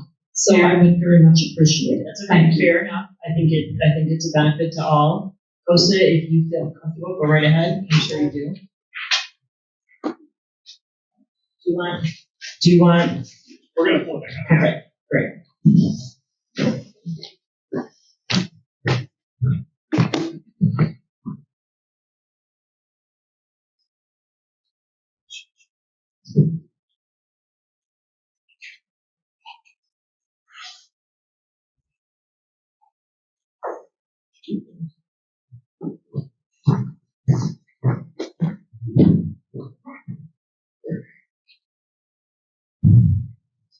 Thank you again. In front of you, what's being shown on the screen right now is Concept 2. This is the design that we had initiated and reviewed previously that brought us forward to the motion that was made at the last meeting to continue progress with the Lakota group to redesign around a stone light option. So once again, some talking points to here. I know Chuck went through a little through this, kind of stole a little thunder, but we're going to go through this in a little greater detail, and then we'll open it up to any questions that might be asked. So the far design of the breakwater, you'll see the outstretched arm into the water is at an elevation of 586. That then is tapered back at a constant slope to 589, where it returns to the bluff wall itself. From there, you have an access path up and over, as shown on the left-hand side, to cross the breakwater itself and gain access to the north property and continue on from there. The removals are identified in the light blue dotted lines. So you'll see the current farthest, north groin is being removed out of there, along with the pier itself, and then some of the gaping baskets that are in disrepair that need to be replaced. What's not shown on here is some of the foundations from the non-motorized battle storage racks and so forth that are going to be removed as well. The conveyance, as we've talked about through before, hasn't changed. The access down to the bluff, as well as the stormwater proposed plan and concept, is still there. As we would move on to the next slide, if I can go down one page. This is what we are describing as Elder Option 2A, or quote-unquote stone light. Based on the direction given, once again, this is something that has been derived from staff's perspective working with the Lakota group. There were some initial design discussions prior to the last meeting, but since the last meeting, we have not engaged with Shadik and Associates, because at this time, we currently do not have an existing contract with them. So just please note that and be aware. The design materials here is based off of everything we've learned to date, as well as the perspective from the Lakota group working through them on design concepts that we've worked through. The plan itself is showing a comparable. The outstretched arm has been reduced. The location of that outstretched arm, we pulled that back roughly about 45 feet to draw it near the northern arm, so it's not so far outreached into the lake. The stone elevation on that as well has been reduced 3 feet in elevation. taking it down to a 583 note versus the 586 previously. Once again, to improve the views and vistas of the lake and try to create that natural feel on the beach that we've heard so much about and we continue to show. As that stone wraps back to the west, it comes up to the bluff toe, you'll notice that that is a steady plane rise throughout. As identified earlier, where it meets mid-beach, where the flat part is of the, if you zoom in, I apologize. Can we zoom in a little bit so again we'll compare that?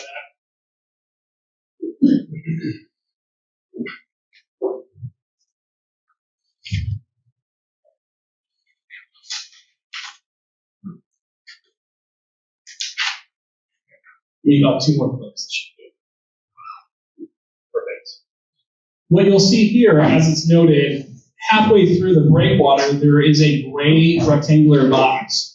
That is identified as a standing walking pier that has been integrated as part of the design that was suggested.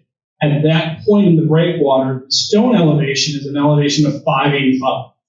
If you look to the corresponding contour interior of that, where the sand meets up to it, that is an elevation of 583. Once again, a differential of about 2 feet, as David noted earlier. We're continuing to try to reduce the impact of the stone, as well as how much stone is required to meet the needs of sustaining the beach for the long term. From there, as you continue westerly, you'll see, as I identified in that gray box, is a 10-foot wide by 100-foot long holiday pier, even though it's not a pier, walkway, probably is a better term, that is poured on top of the breakwater to allow people to get up to that elevation and enjoy a more panoramic view of the lake unimpeded. From there, you'll see stones, natural stone steps that are placed, integrated into the breakwater, once again, to be able to traverse north and continue on as you might want to stroll along the lakefront. The access path and the access path on the way down is the same as what was identified before. The modeling and the engineering to support that was derived around our need for potential sand nourishment in the future. So the turning radius of the semis to be able to access the site not only for construction, but for further use was identified and thought through this process. So that is the location as well as the elevations where the turning radius is identified. You'll see as you move south, the contouring of the sand changed ever so slightly as well. The elevation of the sand and the sand profile was reduced a little bit as well. Once again, trying to understand the impact that this has to the beach site and the community, but as well as the cost and trying to drive the cost down as much as we can. As we look to the design elements of the removal, including the pier, you'll notice once again, the outline dashed blue lines include those items. The south steel groin that's being removed, the pier itself, and then the squiggly line, if you will, at the toe of the bluff near the beach house, once again, are those foundations I talked about moments ago. Including in this is what a lot of people don't realize is the damage and the current support that we have from down there are the gabion baskets and blankets that are buried below the sand. Those were decimated and destroyed during those high lake events that we saw 2 years ago. The gabion baskets that are seen in the common view, they have some slight tweaks and problems, but they are still holding up very well. It's the gabion baskets that support the infrastructure of the beach house and the concrete for the ramps that is in disarray and needs to be replaced, in this case, identified with a buried stone revetment to protect those. That is part of this plan, as it was part of the original plan 2A as well. This concept, by reducing the outcropped arm on the left of your screen or the larger breakstone products to the left, we introduced a small nub to the right that was identified in some preliminary discussion with Shavik and Associates. Once again, looking at the scouring effect that the lake could have on the site, trying to make sure that we're identifying the need and the required sand management and nourishment that we have to complete for this. One of the comments that I heard earlier was for sand.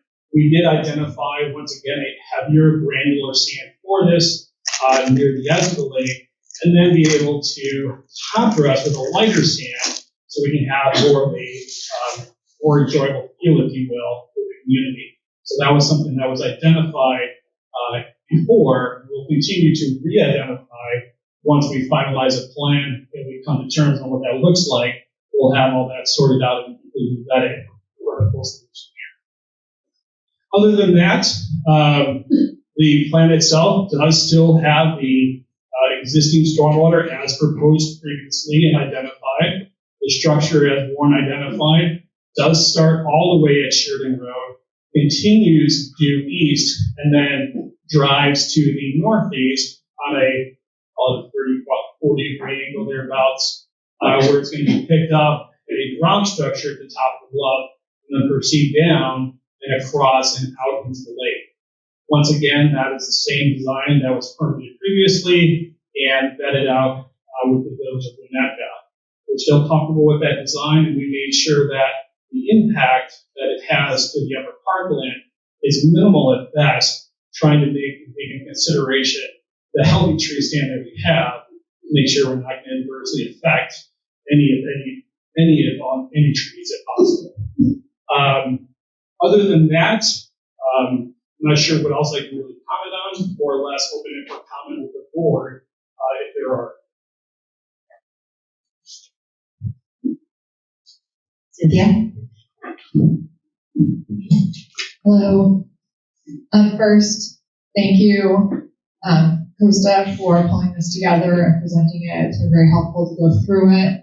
Since I have not spoken previously at this meeting, I also wanted to thank Chuck for his presentation and the helpful back and forth. We did get a lot of insights from that, and we really appreciate the input and the thought behind it and the raising of points for further consideration. For this plan, a lot of questions, but one, for the access road, is it envisioned that that will be a permanent feature of the park, or is that temporary for construction? Is this, the end state? Is this the interim state? The design that's shown would be the end state. The construction probably won't be as it's shown. It might be a little bit more aggressive because of the amount of trucks and equipment that we would do. Similar to what we did at Lloyd, we would put in more of a rudimentary road that would functionally hold up to the equipment and then build our way out, leaving the final product that it would be.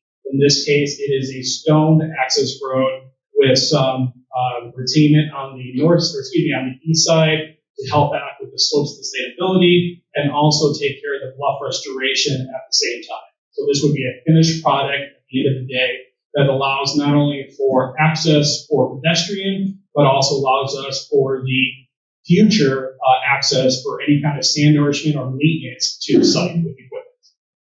Okay, so that's a new part of the plan. That road has been shown as it's identified today, as it's been identified from square one, that has not changed. Okay. Warren, in your motion, you had referenced Elder 2 as one of the components. Is that Elder 2? Is that the left side of this Elder 2A? I wasn't really clear on what the plan that you were desiring to put forth next week was, so it might be helpful to go through and just clarify that a little bit further. I think it's subject of this conversation. I am supportive of this plan. I'm not really keen on that little stone nub. And I think we're trying to drive to conclusion a relationship with Mr. Ishby. If we pass a motion that affirms that there will be a dog beach and the parameters by which we would design that dog beach, that answers some questions. And yeah, I don't think we should commit to that nub until we know. I also want to point out that whenever you are constructing anything adjacent to a neighbor, you have to notify that neighbor, and the Army Corps, as a matter of practice, will send out notice for review and comment from your neighbor. So if we were to propose this little stone nub at the end of the existing steel, Mr. Ishby, as the owner of 261, would have the opportunity to comment on I'd rather see us start with this, include the discussions with Ishbia, and then proceed to assess how we should best develop the balance of the property. Always in keeping with the Lakefront Master Plan as properly amended, however we do so. Okay, so just working back from that timeline in 2 weeks, I feel like we would need to have some plans circulating among the board a week before to support the 3 motions.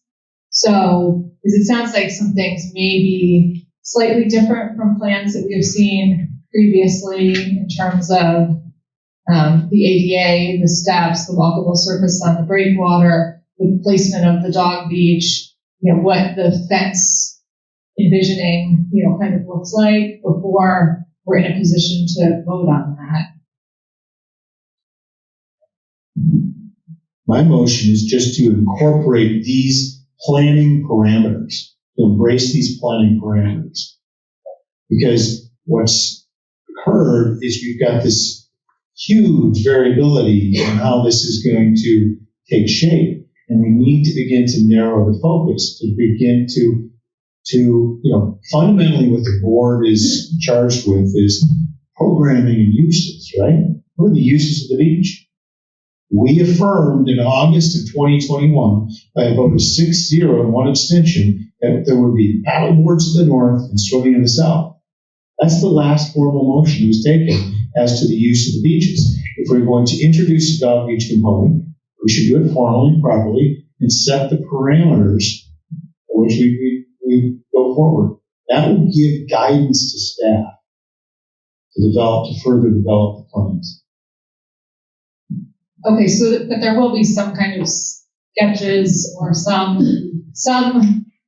documentation of that with sufficient time to react and respond to it prior to voting on it on the 27th. That's a Costa question. So as it relates to option 2A, what we're discussing tonight, if there's positive feedback or any feedback that needs to be changed accordingly to amend for the 27th, that can be done. As it relates to Warren's comments for a motion, I believe he's looking to set the parameters for those design perspectives that then would be moved forward in January to continue that dialogue, ultimately getting to a plan that would be approved by this board, but identifying parameters to give focus and let the community know that we're trying to do things to better that plan. I'm assuming, but I don't want to put words in other people's mouths. Can you zoom out for a second? You see that, can you zoom so you can see? I just want to provide some context. If you zoom so we can see Centennial. Okay, this is the far south property line of Centennial. There's an existing steel groin that goes out about 150 feet or so.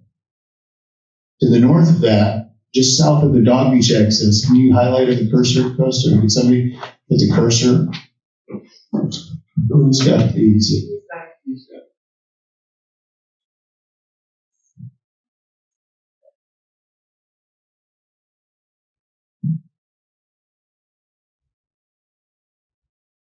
There's an existing line of steel, the south property line. Now I can move over the next line of steel. There's another existing line of steel. And then you can highlight the current dog beach access right there. So those 2 lines of steel are approximately 260 feet apart. The minimalist approach, we put a chain link fence on top of both of the existing lines of steel. But if you establish the parameter that the dog beach should occupy no more than 270 feet, that fits within that.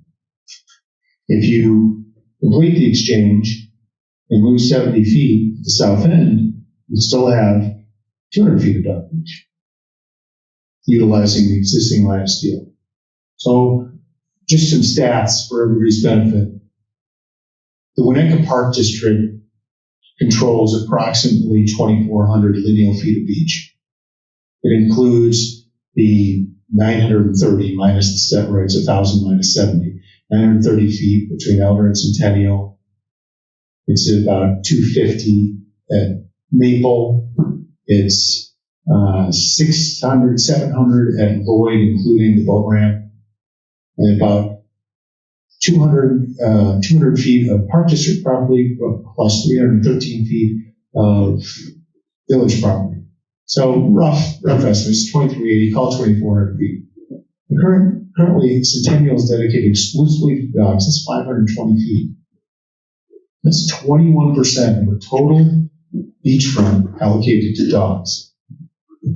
And Joe Dooley, the co-chair of the Lakefront Master Plan with me, who's the guy that created that dog beach. He told me, Warren, we put it there because it was the only place we could find for a dog park that didn't meet with objection.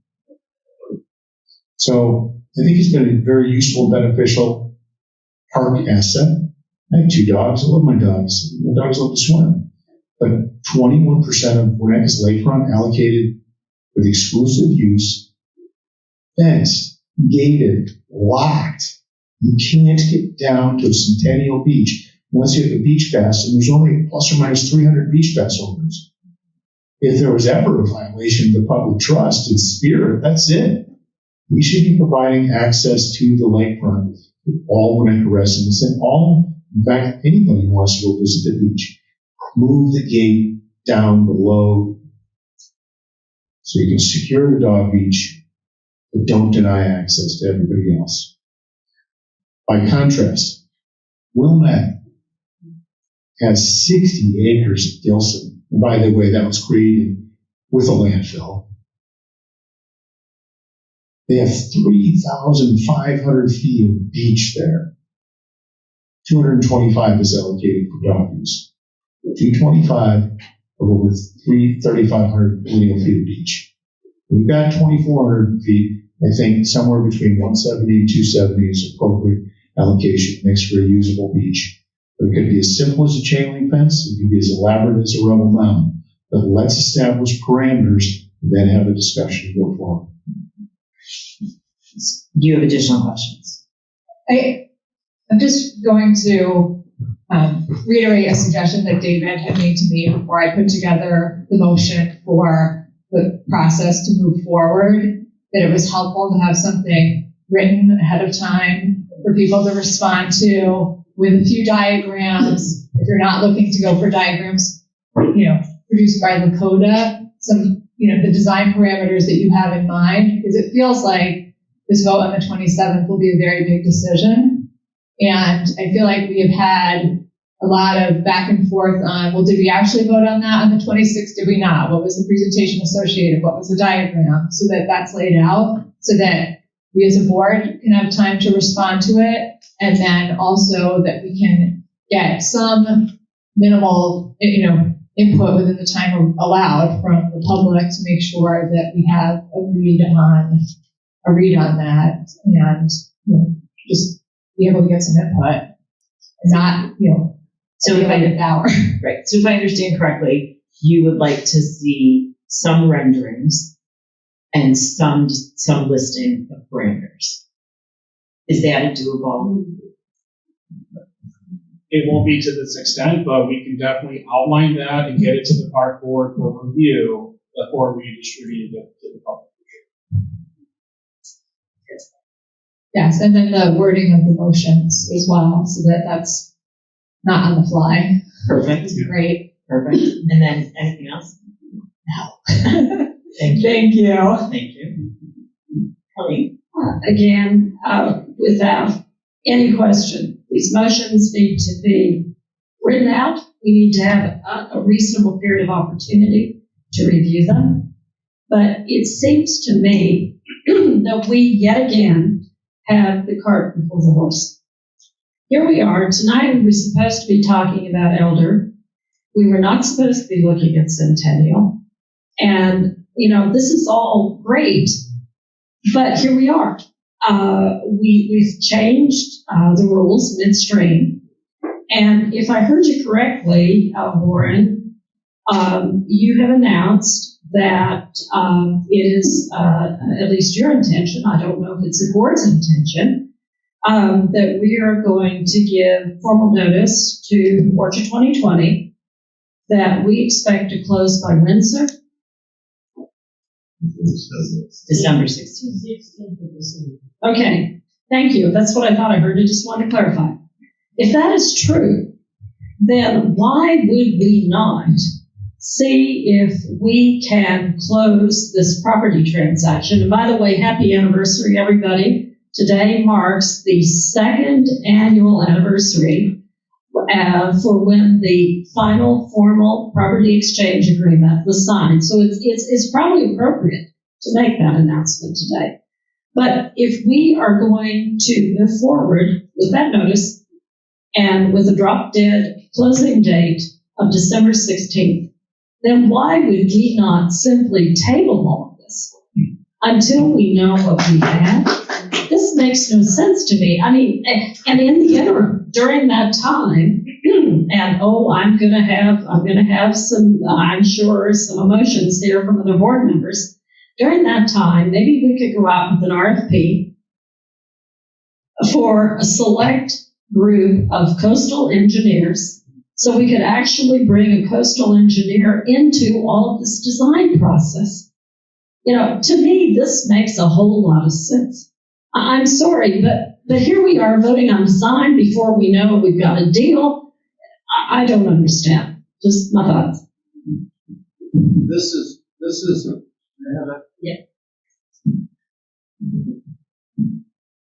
Colin, you do a lot of work. You do a lot of work between board meetings and committee of whole, and so do all the other board members. I just think having this debate is all for show. I really do. I think this is for show. I think we as board members are to do our work between meetings, talk amongst each other, talk to the community, go down to Elder and Lloyd for 2 hours, as I did with Cynthia, talk with people in the community, and then we come to these meetings. We can't vote at the committee whole, but we should be very succinct. I just think all this stuff is for show. We need to have shorter meetings, make more motions, have more votes, and move on. And you're right, it's been 2 years. It's time to take votes. And I'm sure Warren will get the motions to us. I'm sure we're going to get designs. And you know what? It's our job to look at those. I looked at this. I guess I'm a little disappointed when a board member says, I haven't looked at it at all. I don't know. I can't tell. Well, I looked at it for hours. And I came prepared. I looked at Chuck's presentation. So we got to do our work before these meetings so we can have really concise, productive meetings, and we can get right to the public comment. So I look forward to your motions. I look forward to voting hopefully in favor of them. And we'll move on. Madam, may I respond, please? To be very clear, Commissioner Seaman, I thoroughly reviewed this design. I thoroughly reviewed Chuck's presentation. The reason I asked Mr. Catulus to do the presentation tonight was we have community members here who have not had that option. They haven't had the opportunity to hear what this design is. And it's part of the continuing effort to be transparent with our public. And as far as voting on designs before you know what property you have, I'm sorry, that makes absolutely no sense to me. If we're going to move forward with kind of, the drop dead, take it or leave it, close by December 16th, that's not very long from now. And so that would give us a much better opportunity to know what we have as we move forward to try to figure the ultimate design. Thank you for listening. Thank you. Warren. All right, I'm going to reread the motions that I recommend we consider on the 27th.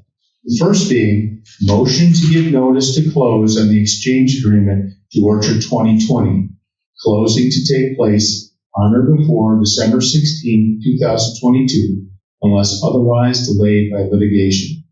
I totally agree. We need to know before we finalize the design of Centennial or even the nub. Motion to amend, the second motion to amend the lakefront master plan to include a dog beach at the south end of Centennial Beach, subject to the following conditions. The shore frontage allocated dog beach use shall not be less than 170 feet and not more than 270 feet. The dog beach area must include secure boundaries to prevent dogs from straying onto adjacent property north, south, and west. The electric gate system must be relocated to the beach level to afford public access to the remainder of Centennial Beach. That's what I am suggesting is an appropriate allocation of space to a dog beach. We have a lakefront master plan. The last motion that was passed regarding that was in August of 21. And it identified, the park board reaffirmed that we would go with swimming in the south and paddle boards and kayaks in the north.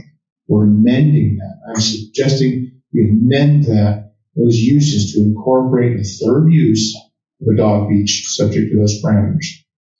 Then I would propose a motion to reaffirm the use of Headland Beach System, which is the rubble mound break walls structures, and to proceed with Elder as discussed tonight in, what is this, Elder 2A, but I would amend it to exclude that little nub of stone on the steel. And then finally, motion to incorporate ADA access to Centennial Beachfront as previously designed with a continuously accessible path from the existing parking lot to the boardwalk at elevation 590 or below, with the intent to provide continuous access to a future rubble mount break wall with a walkable surface on top. Similar to what was shown with the walkable surface on the Elder 2A, I would like to see the opportunity to provide ADA access. These are design parameters. They're not plans. So we need to give guidance to staff to be able to further develop and refine what the uses are and what the design parameters are. That's my intent. And then by postponing the workshop session until after the new year, we can move forward understanding that we're going to have three uses, that we're going to provide ADA access, we incorporate that dog beach, within this context, and then we can hash it out from there.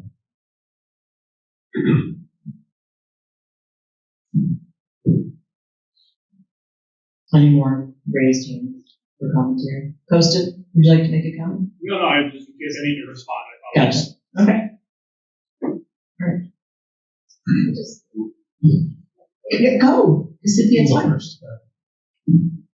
So for the ADA, when you say previously designed plans, is it previously designed plans including or excluding 261? Because I know that there were a few, there's been several iterations of ADA plans, or is it just a committed desire to have ADA? Because I think that those are, different. Are we signing off to this, slope of the path and the shape of the path, or just the fact that we're going to have ADA? I've said it many times, and it's already been designed. So I don't think that there is need, want, or desire to waste the community's money by redesigning. The ADA access path is entirely on Park District property.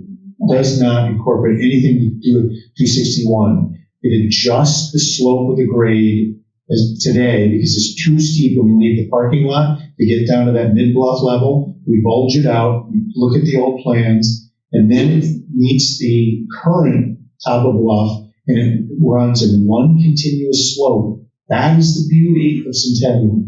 It offers the length to be able to incorporate that simple pathway that meets ADA standards to get down to the top of the seawall. From there, it reverses course and goes north. But by establishing, we've already got that designed. The grades aren't going to change. They exist. The ADA conformance exists. It's the simplest way rather than doing elaborate switchbacks. So I think we should save that, hang on to that. I think ADA is a critical component of any plan And let's hang on to what we've already designed and incorporate it into any future design for Centennial. Okay, and then on the south side, I did not hear you mention the stairs. I heard you mention the view.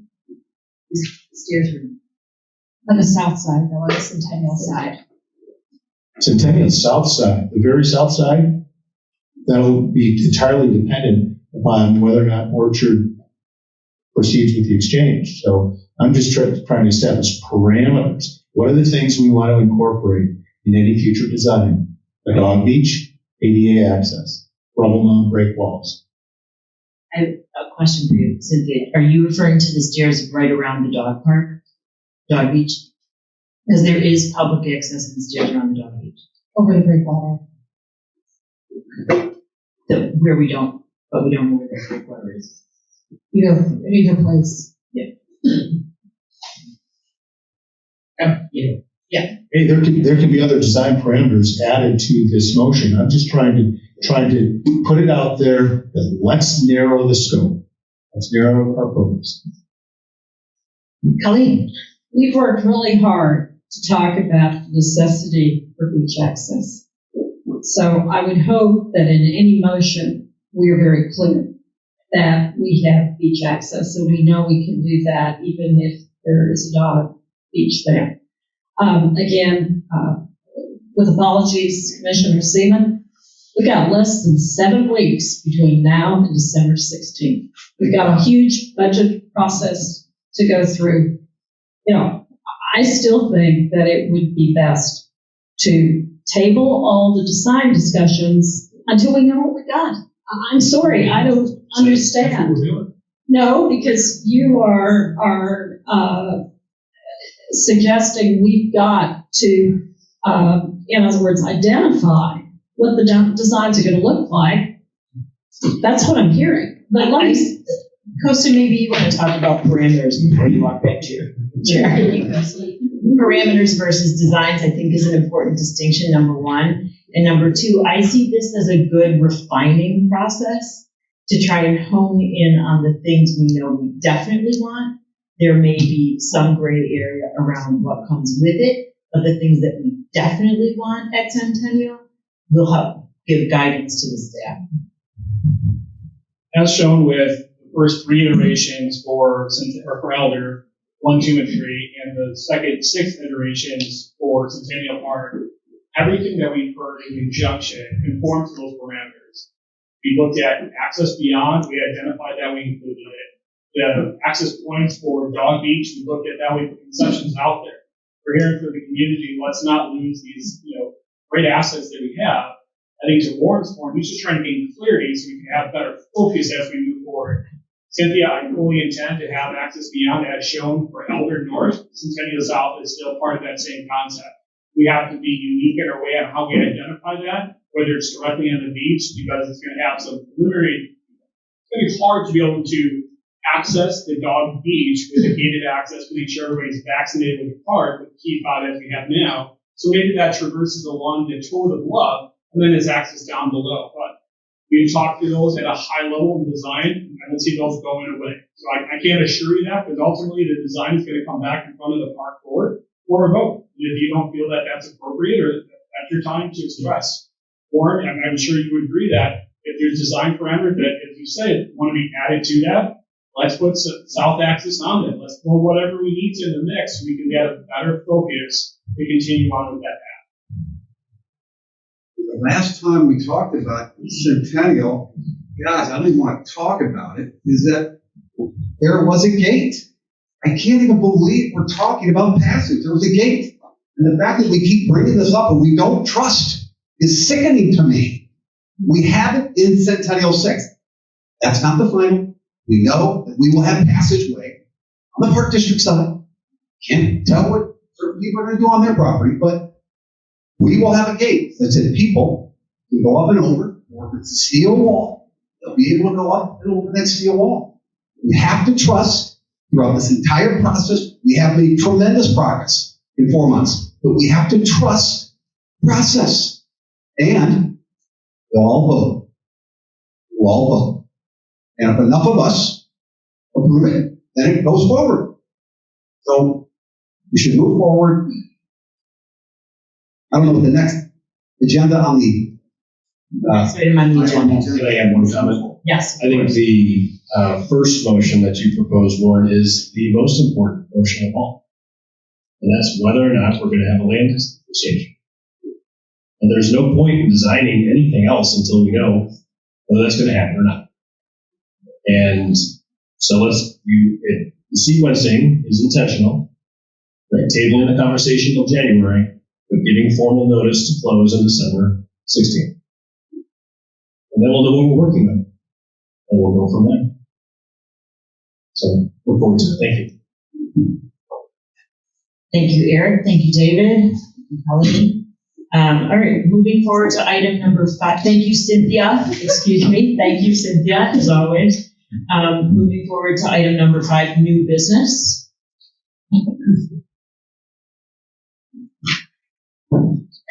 Moving forward to item number 6, matters of the director. Thank you, Commissioner Cotto. Commissioner Seaman has scored 0-0 late in the second quarter. Platform tennis, we're getting very close. We've had 7 work streams or pieces of the puzzle. 5 of them are completed. We still have a cell tower agreement with Crown Castle to be finalized. We have a soft green light from Crown Castle to go ahead and build the 2 platform tennis courts. So that's good news. We have to tie up some loose ends as it applies to Crown Castle and their consideration of the extension of the decking and the paddle hut, which is 3 to 5 years down the road. Costa has been phenomenal in working with the village of Winnetka to secure the building permit, and his goal is to have that by next week, subject to whatever the village comes back with in the way of responses.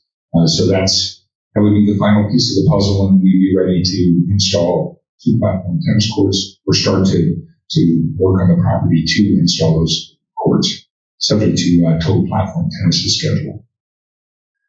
The library, very quickly, they've taken their preliminary vote and approved the acquisition of Library Park. November 14th, they'll finalize pieces of their puzzle so that the transaction can move forward with due diligence. So that's good news there. And then finally, from a legal expenses perspective, I know I've committed to each meeting giving you an update. For services, legal services provided in calendar year 2022, to date, our legal expenses total $82,599.38. So it's a pretty significant amount, which is well over our budget of $75,000. Of note, of that, of the $82,599, $29,003 are for FOIA purposes. So it's been a significant portion of our overall expense to date. So that's $29,003 of the overall $82,000.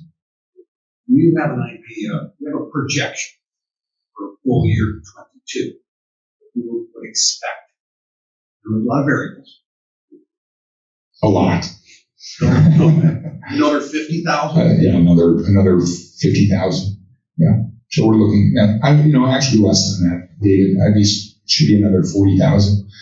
These are bills, by the way, through August. So to your point, I don't even have the September invoices. So the most recent invoice from Robin Schwartz is for services provided through August. So, that's the big variable. We had quite a bit of work being completed in September. Thank you, John. Any other comments? Okay. We are now moving to item number 7, remarks from visitors. I will move from the front of the audience to the back. If you'd like to speak, please raise your hand. We have let me just repeat the parameters around remarks for visitors. It's your opportunity to address the board on any issue. When called upon, step up to the podium, speak clearly into the microphone, state your name for the record, please, and address the board directly. Please do not remove the microphone or move the podium. They're positioned for the video camera. Keep all comments under 3 minutes. This is not a question and answer forum, so please do not expect a response or answer from the park board this evening. If you prefer to share your comments in writing, you may use the comment cards which are available near the sign-in sheets and the table in the front. Any park district staff will accept your card to be shared with the board.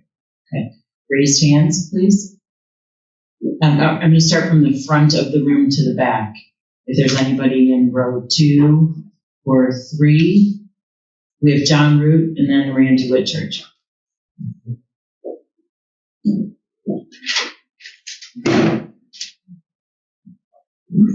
And if I had an opportunity to load the slides or not? Well, I guess I'll ask the board. Kyle has a flash drive that has a few slides on it that Mr. Root would like to request to be able to put on the screen. Can you keep it to 3 minutes? The goal is to keep it under 3 minutes. Excellent, good.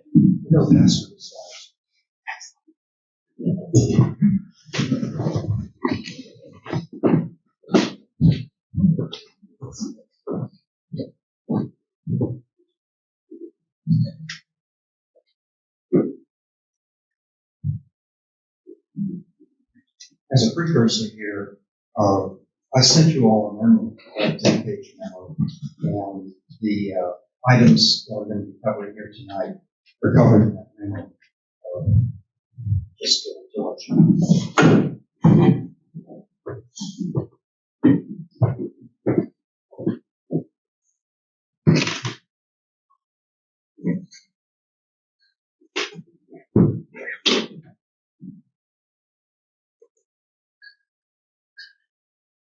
The first slide here is a history, 2014 to 2021, of the percentage of days in which the beaches were closed along the North Shore, at least close to us, due to E. coli, again, pollution, contamination. And just note here, Elder Lane is the highest contamination of all the beaches along the North Shore. And again, this probably was due to interconnect between the sewer system and the storm sewer system, which again, work was done in 2015, 16, and those numbers were substantially, reduced. However, they're still high. Look at Centennial. They're much lower, all the way. And again, that's your cleanest beach on Winnetka's beaches. Next. Now, this is just a little diagram showing the idea of high contamination. You see the orange circle there, the red circle going out 160 feet. That's on Elder, and that's where you have the highest amount of E. coli pollution. And this pollution is due to the stormwater outflow. You go further away from it, 500 feet, you're on Elder, and you're in clean water. Next. This is the plan, or one of the plans that have been presented by to the board so far. Again, the same circles, 160, 330, 500. And you see, again, the swim beach, you're going to have swimmers in stormwater effluent. Paddle borders, you're getting clear. Log beach, things are great. Next. So you can just go ahead and take the pipe out further. Nothing will be affected then with contamination. Next. However, maybe you can repurpose. You go ahead and keep your stormwater exit point where you have it, but have the dog beach to the north. Paddle borders in between, swim beach to the south. And I think this is really going to be the most helpful for the public to do it this way. I really don't think Mr. Ishbia is wed to the idea of having dogs next to him. He certainly wants to have a fence, I think, between, again, the park. And Eric, your idea was to have winter use for all of Elder Centennial for dogs at that point. You'll need a fence then, won't you? Thank you.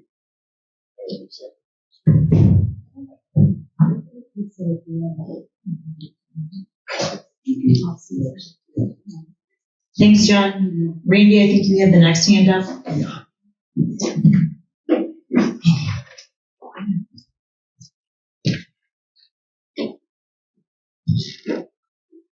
Wow. What a meeting. Where do I start? The first question I had was relating to the canceled workshop and why in the world it was canceled and how we can move ahead with a design proposal without having a true workshop. Now, Chuck put some interesting proposals up that don't involve dumping rocks in the beach. And kind of goes against the love affair you guys have with breakwaters. Frankly, I think the only people who benefit from the breakwaters on the north end there is Mr. Edwards, who's going to get a nice retention of sand for the new beach. Secondly, the question I had, this is really fun here. My question was, why haven't we formally killed the swap deal? The opposition to this transaction is widespread throughout the community. And I think it was, that became readily apparent over the last year when meeting after meeting after meeting, people got up here and said, this is a bad deal for the community, despite the objective of, which we all agree with, of ultimately unifying these beaches. Mr. Ishbia is having way, way too much influence on the park board. He's demanding, apparently, according to our own statements, giving him something on our part that you told him he won't do. That was get IDNR and core approvals before he closes the deal. And we said, we're not going to do that. We want to close the deal before we get the approvals. He says, oh, I'm not going to close the deal unless that's flipped. Well, it hasn't flipped. So why doesn't he kill the deal? Despite what you say, I think the legal questions raised in Mr. Gaynor's memo, or 14 or 17 page document, are substantial. You know, you have raised issues about the appraisals. Well, appraisals are, clearly subjective in a lot of ways. But however, when you throw a idea of valuing that house for possible public event space, I think that's ludicrous. Personally, I think it's ludicrous. And throwing $2 million into the pot that I don't think belong there. But that remains to be determined. There are a lot of other issues raised in that memo that are legitimate. And I think we're getting way over our skis by saying we should have a motion to close this transaction by December 16th. I think that's completely ridiculous. And on top of it all, Mr. Ishbia no longer needs the land at the south end of Centennial Park. He bought the third lot, and he doesn't need that land to build his mansion. So I don't see why we should be giving away the best part of Centennial Park to Mr. Ishbia so he can have that property. Thank you very much. Thank you very much. Looking for additional raised hands as I move from the front to the back. So I see this. Well, I can do it. Okay. Teresa Claybrook and then Susie Schreiber.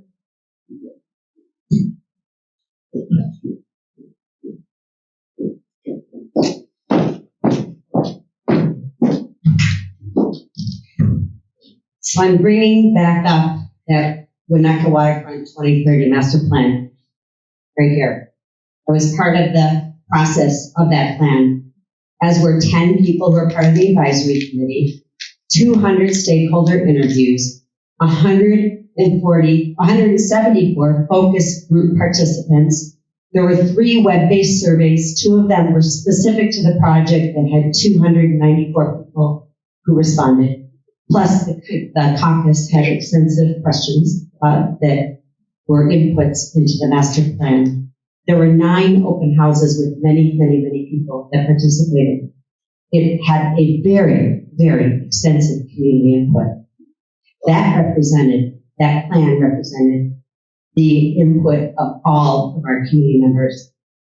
And I just wanted to bring that back up because I know that there's a local group that really is against pieces of that plan. But you need to remember that our lakefront assets are assets for the entire community.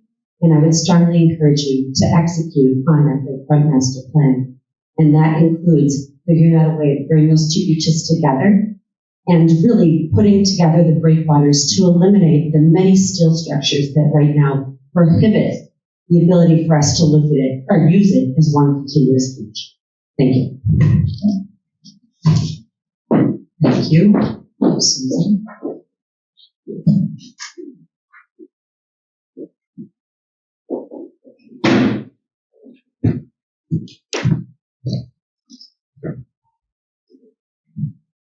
Good evening. And first, thank you very much for your patience with this audience that keeps coming back to you.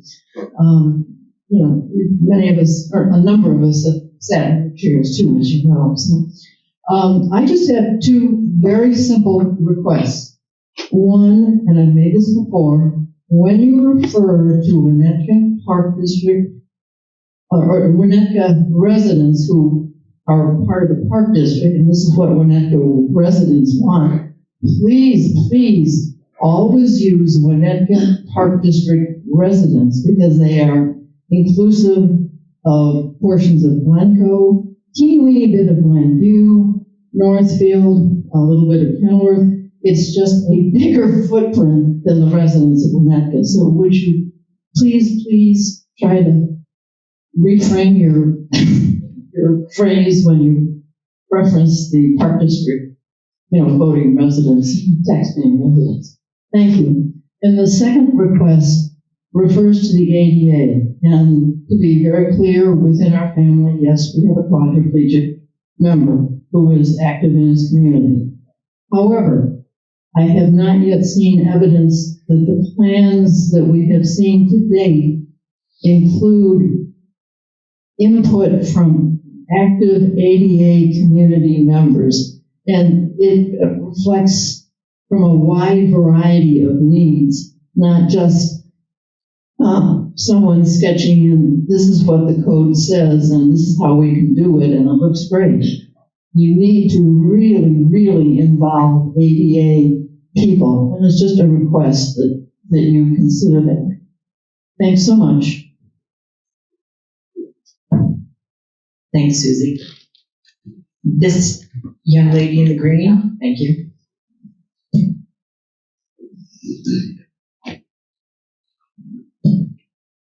Stephanie Hardy, 195 Blue Lane. I was just, in looking at the plans, was very impressed by Kristen last meeting. I thought her leadership was very good. And moving forward with Elder, I think is what Older Lane young residents would like. It has been closed for several years.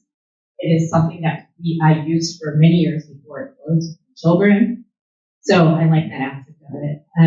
I agree that property exchange can happen or not happen. And I would encourage you guys to vote on that within the tunnel of not putting a design attached to it. Because I think that gives the community the impression that there are contingencies upon the property exchange agreement, which there could be if Mr. Shpio wants the beach or the dog beach at that end. The dog beach does not make sense to go at that end. And in fact, it would be actually pretty gross to swim next to dogs. I would rather just go to the beach and not have to swim next to dogs. So if you could separate it, the north end or the swimming beach on the other end and paddleboards in between, I think it would be used a lot more by the community than with the dog beach and people who stay next to each other. Thank you. Thank you. Looking for some additional raised hands, perhaps in the back. Yes, Kate.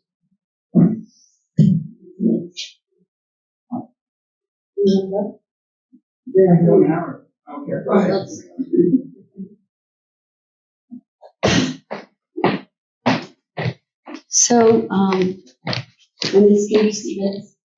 I appreciate, sorry, my dad's oh, okay. Hi, thank you all for listening, hours and hours and hours. I think we've all worked really hard and really been passionate about this, and we appreciate it. Costa, you are the best. However, I feel like there's a couple things that I just have to say. I have two crazy ideas that I want you to think about. I know that about it, David. You probably think I'm nuts. But I've gone up and down the beach more than anyone, really. In my kayak every day. And a lot of the beaches have revetment against the groin. What do you call them? Gabion baskets. They have Gabion baskets and they have revetment. And all the new houses that are in these mansions, that are $16 million for the property, have revetment. And I wondered why we're not doing revetment. I've looked at all the public beaches, Kenilworth, Highland Park, Wilmette. There are no rocks. There are no rocks anywhere. And I know they have different geography, but I really think you should consider revetment. And that's my first crazy idea. I'm sorry, I can't focus and turn my phone on, so don't count my minutes. My second crazy idea is if we're going to buy 261, why wouldn't we use that as a road? Why are we doing that? Just because we're doing it on the north end? I can't figure out why we wouldn't use the road that's already there that goes to the beach that we're going to. So that's my other crazy idea. And I met Jimmy Carter on a plane. I got to make it fast because I talked to him for 30 minutes.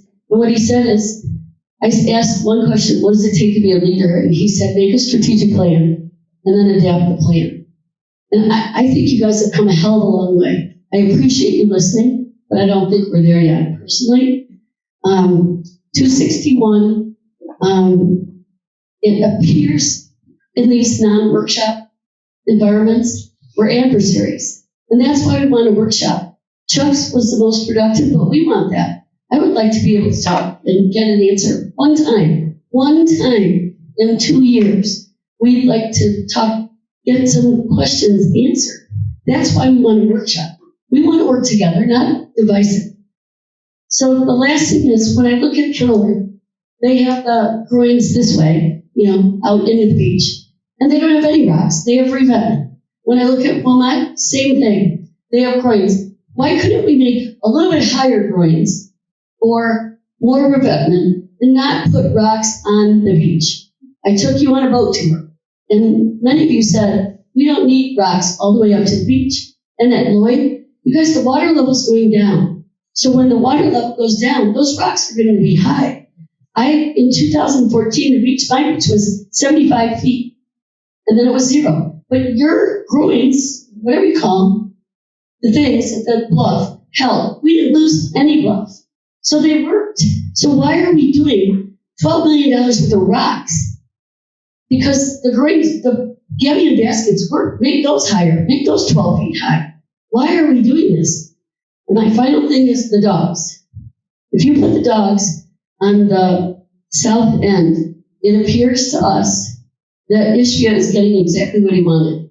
He's getting a wall, a fence. He's getting the prettiest part of the beach. That what you also don't know is that is the sunniest part of the beach. That is where the beach people go.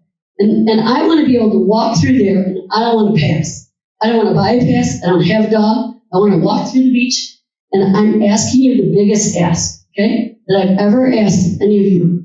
I want that southern wall to make it the biggest beach.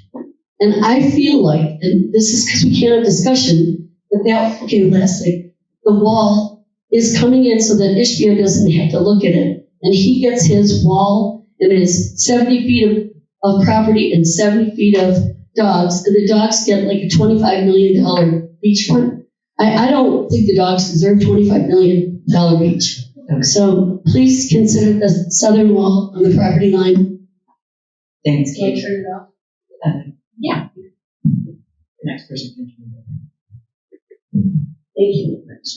I think the next hand raised was Mr. Schriesheim.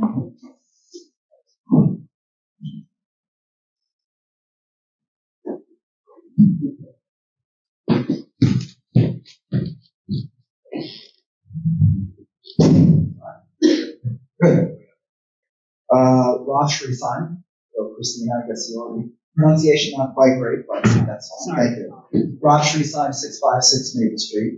I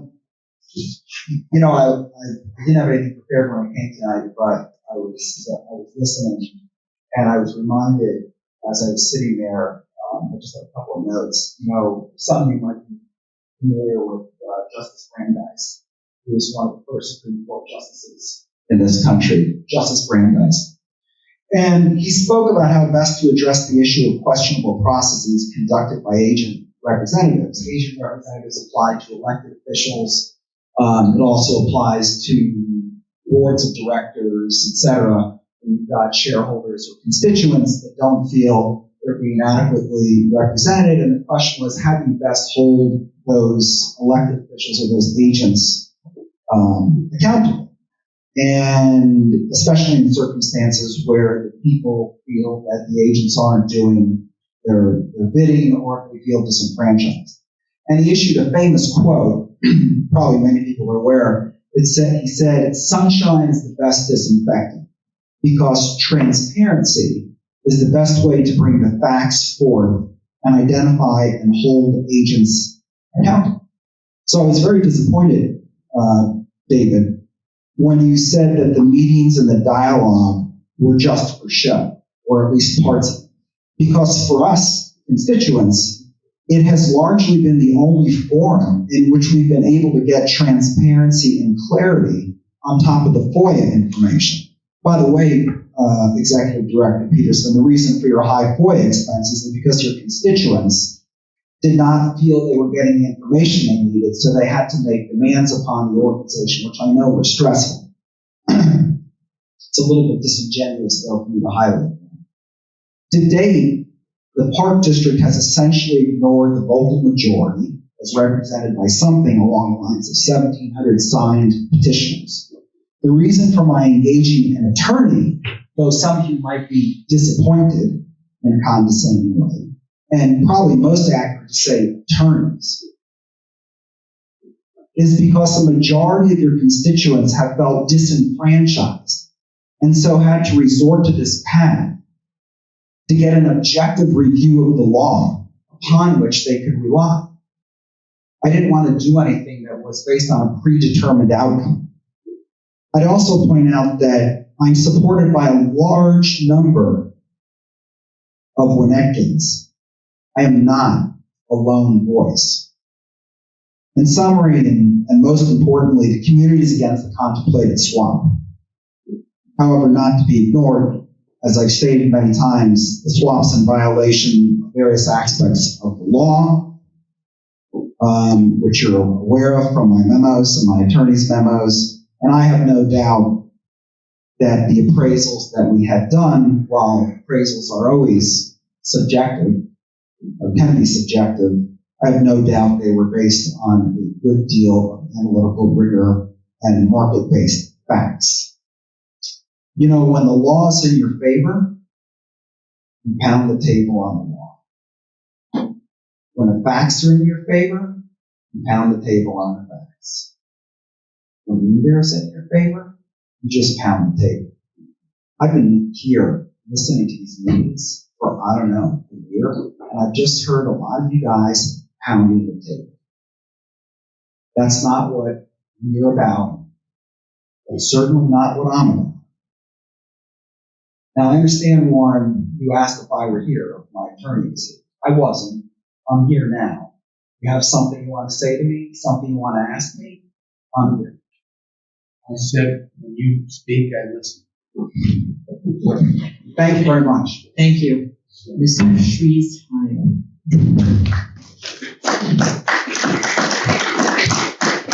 Are there any other raised hands? Yes. Yes. Woman in the last row. And then the gentleman in the front, did you want to speak also? No. Yeah. Okay. Okay.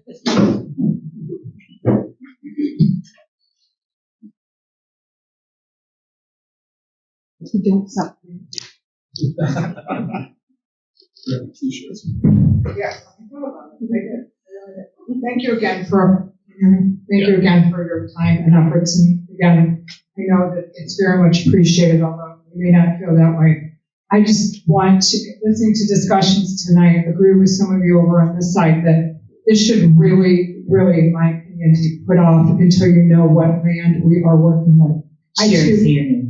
I'm sorry, Sherry Molitor, 28 years here, 4 kids in the school. a long time ago. I believe that that should be delayed. I think it's really important to take a step back and look at and absorb what you've listened to. I'm also in real estate, Warren. I have never, ever had a client decide to build a house or design a house without knowing what their lot is. It just doesn't make sense. And you, of all people, should know that. This has been a kind of a pet project. I know there was somebody mentioned, a 7-year-old waterfront plan. That's not measurable public approval. That was an idea. It was floated around. It was pitched. It became a pet project. This has to slow down till we know exactly what you're dealing with. I did not hear anything about cost, anything about how it's going to be funded. How's it going to be staffed? Somebody mentioned you lost 2 part, and thank you, Costa, for all your good work, and I hope you had a good vacation. But how are you going to staff it? We can't staff the beaches that we have. It just seems like so many eggs in one basket. When I heard a couple weeks ago that you're actually charging $20 a kid for the Easter egg hunt, my kids are grown now, I don't have grandkids yet, and that on the when we've had 4th of July celebrations recently, there's a fee to go in like the bouncy houses, I literally gasped. This is too much money for one pet project, and it is a pet project without any verifiable, measurable public approval. So please take a step back. If this land swap deal, whatever it is going to happen, you'll know in 7 weeks. Thank you for your consideration. Thank you. You're welcome. Sir.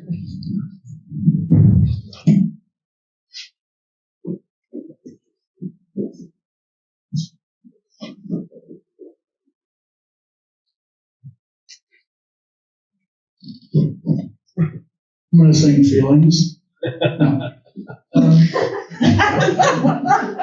Request. I didn't know a lot about it. Steve Juliuson, 1436 Asbury. I didn't know a lot of the details about this, but the more I hear about it, the more I would be concerned about it. But I had no idea about Mr. Root talked about the bacteria. I mean, you're gonna build like a $13 million thing, and you're gonna have bacteria.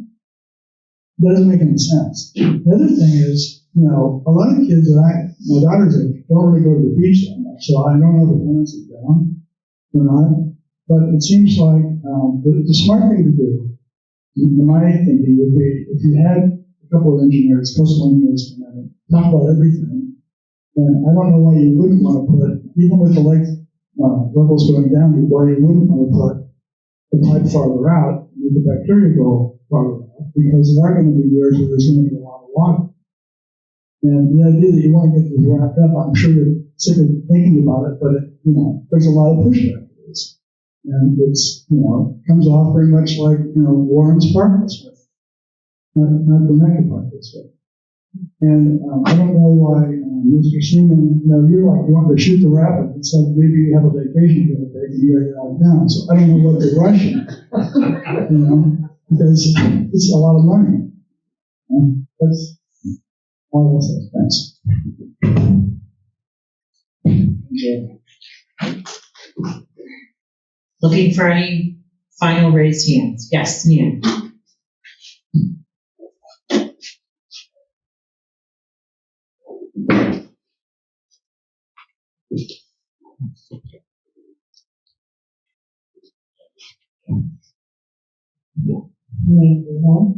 Is this on? Yes. Okay.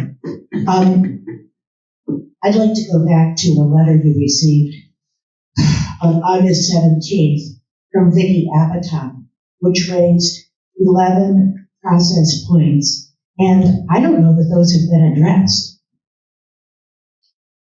I don't even know if her letter has been included in the annual meeting packets that we've had, but just going to point 1 out of 11, it talks about how this land was acquired.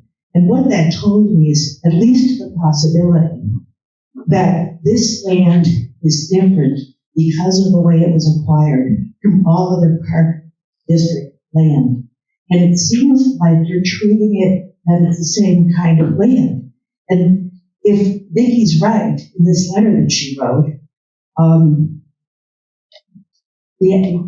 there was an application to the state of Illinois, the National Park Service, the IDOC, and it says that no alterations may be made to Centennial Park besides the approved use of the park for the public without notifying all these people, these various, there's about 4 organizations listed, without notifying them in advance and getting permission to do that.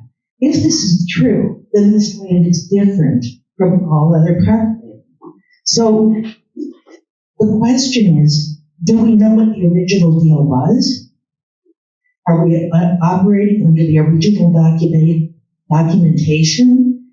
I think that the questions that she raised in her letter on August 17th were good ones, and I think they need to be addressed. And it certainly perked up my retired village council members' ears when I started to read through this stuff, because process was about the most important thing to us as we went through various discussions, including how do we get rid of public land, which we did occasionally and sometimes we wouldn't. But each one of those, much smaller than the portion of Centennial Park that you're discussing, much smaller pieces of land, led to an awful lot of process and an awful lot of discussion. So I would hope, and I was also interested in the last meeting that Paul Gaynor raised some of the questions that I had as a non-lawyer as I went through her letter. He was maybe answering them more in a lawyer way. So that's my concern, that it doesn't feel like those questions have been addressed, and I don't see how you can do anything unless you're very, very clear on some of these things. I recommend her letter back to you if you haven't had a chance to remember what's in it. I think it's serious, and I take this process seriously, and I hope that you will go back and look at some of those questions. Thank you. Thank you. Anyone else? Vicky.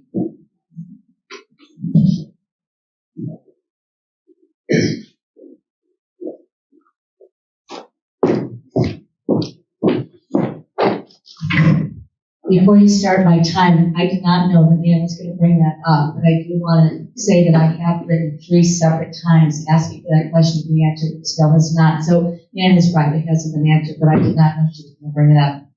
So to my point, start the clock. I actually agree with Teresa today, and I agree with Lauren. So that's a win-win, because both of them said that the park district should be representing all the residents in Winnetka, Northfield, Kenilworth, whatever else you said, Susie, all those towns. And that's what's missing from this puzzle. And that's why we're all here and we're all consternating, and David's screaming and Vicky's saying that Shabika's a coastal engineer when he's not, and everybody's confused.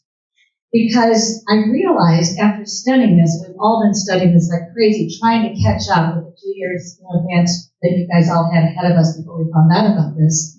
And what I realized is Kenilworth, Lake Bluff, Lake Forest, the Illinois State Beach Park, and countless other towns in the coastal communities, number one thing you do before you ever do a design is you get a coastal engineer, an expert in his field, not someone who is not a coastal engineer, not someone who is a developer for a living, not someone who is an engineer for a park district, but a real coastal engineer. The things that they do are very specific. They're very, very important. And you have to have that information before you ever even talk about a design. So we forgot that. Kenilworth did it, Lake Forest did it, the Illinois State Park Beach did it. We didn't do it. And that's why we're in the mess that we're in. That's why Colleen has had to work her rear end off trying to figure out, Chuck's had to figure it out, John's had to figure it out, everyone's trying to figure out why this thing is a mess. Because you didn't get a coastal engineer. I talked to Chris Ritz today, and I said, Chris, this stormwater pipe, what the heck, you gave approval for it? What did you do to assure the public that this untested design It's not going to destroy our drinking water. It's not going to destroy our beach. It's not going to destroy one of the greatest assets we have in Winnetka. He said, we're not supposed to do that. The park district's supposed to do that. I said, well, they haven't done it. Well, they should. Is that an answer? Is that a legitimate response to the most important thing we have, our drinking water? Do you know how many countries in the world do not have drinking water? They are suffering greatly because they don't have it. We have this water, and nobody's talking about it. Nobody is saying, what about the water? Who do we have that can prove to us, that can prove to this group, to every resident of Winnetka, to Teresa's point, to Warren's point? We have an obligation to every resident, but you haven't done one thing to recommend to this village that you have tested what's the impact on the beach, the water, and the lake, and our entire community and our water system is going to be by putting this design in. It's a design. And no coastal engineering has been done to show. And Burke is not a coastal engineer, Strand is not a coastal engineer, Lakota is not a coastal engineer, and neither is Topeka. So until you get that basic number one process done, like everybody else has up and down the North Shore, you have no right to even present a design to this community. And whoever dropped the ball on this, didn't talk to even one town next door and said, what's the process? The fact that nobody in the committee, nobody in the staff, nobody knows that that's number one, it's just basic. So I'm here to say, Teresa and Warren are right. We need to do what's right for the residents for a change. And the pet project that Sherry's talking about, maybe you'll get it through, Warren, but until you prove to us that you're not going to destroy our beaches and drinking water with this project, it shouldn't even go forward. Design is not necessary. I know I'm off my time. Thank you.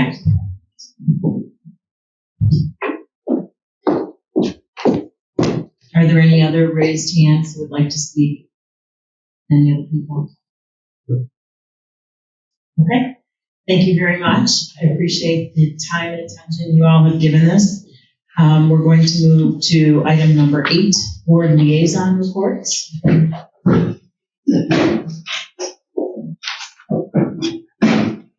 David? Thank you. Cynthia? Yes. District Residents?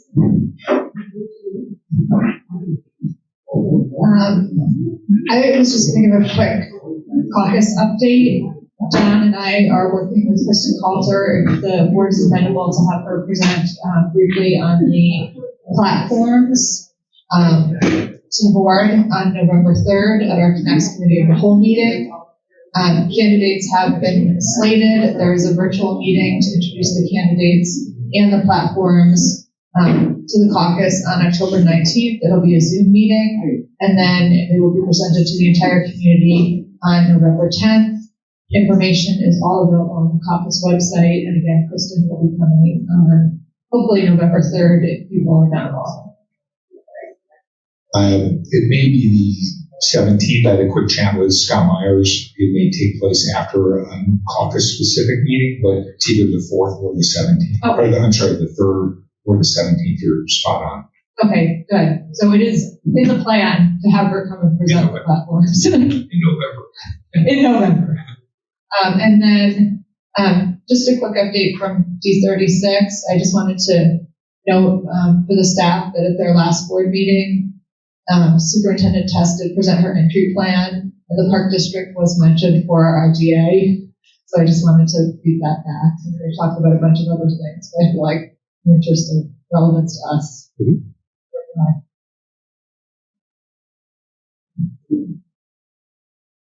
Any other liaison reports? The only thing that I have to report from Nutrier is that they did approve their budget, their operating budget, $125.7 million. They will be transferring funds for their 15-year facilities plan. Salaries and benefits make up 79% of their budget. And the East Side project has its own website, its own web page, so you can check on the reference. That's it for staff liaisons. Sorry, for board liaison reports. Now we're moving to item number 9, staff reports.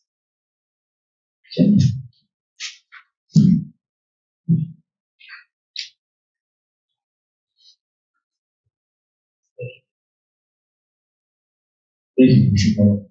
Just a couple of quick points. We are working on the 2023 budget request, and we will be setting up meetings with each of you individually to talk about the proposed budget as we move forward. What procedure plan you want to put on all the radar screens.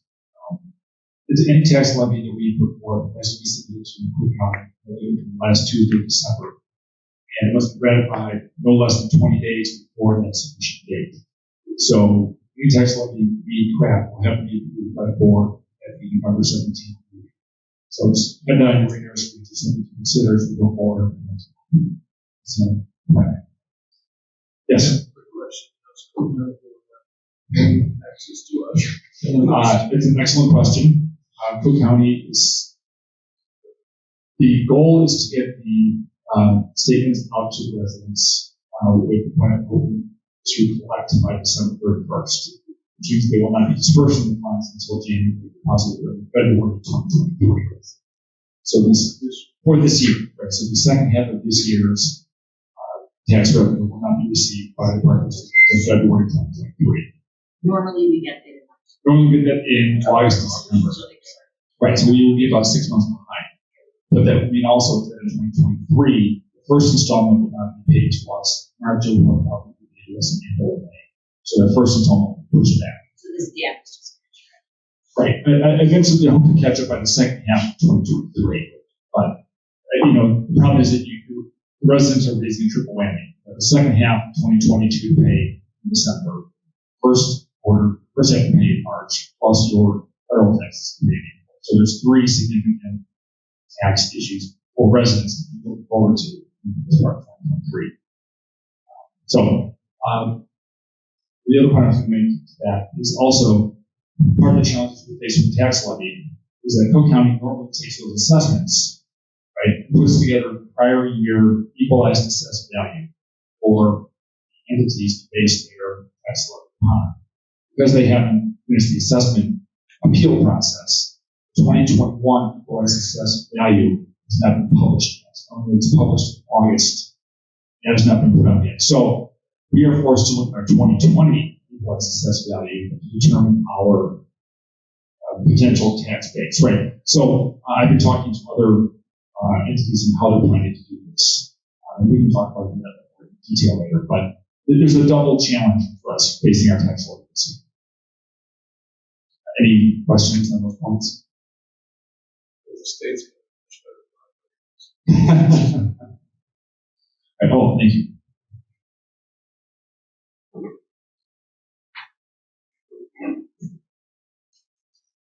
Costa, like to say anything?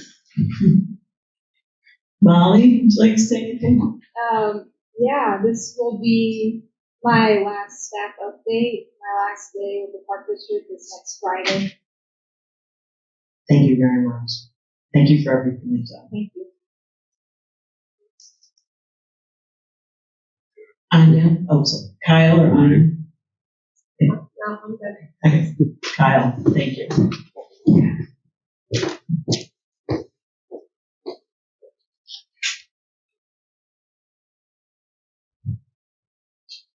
So it seems like so long ago at this point, but this is the first board meeting since Fall Fest and Mike Winnetka concluded. Both events were incredible successes for the community.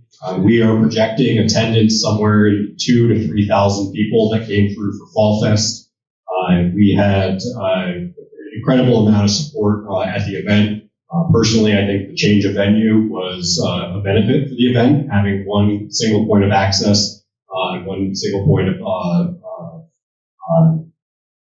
leaving the event. I think it made a really nice, concise feel for that community event. So thank you for your support. And it was incredible work by all Park District staff, all across the board, Parks Maintenance, Administration, you name it, all the facilities. Everybody had a piece. And thank you to Commissioner Cotto for your presence, being a great supporter during.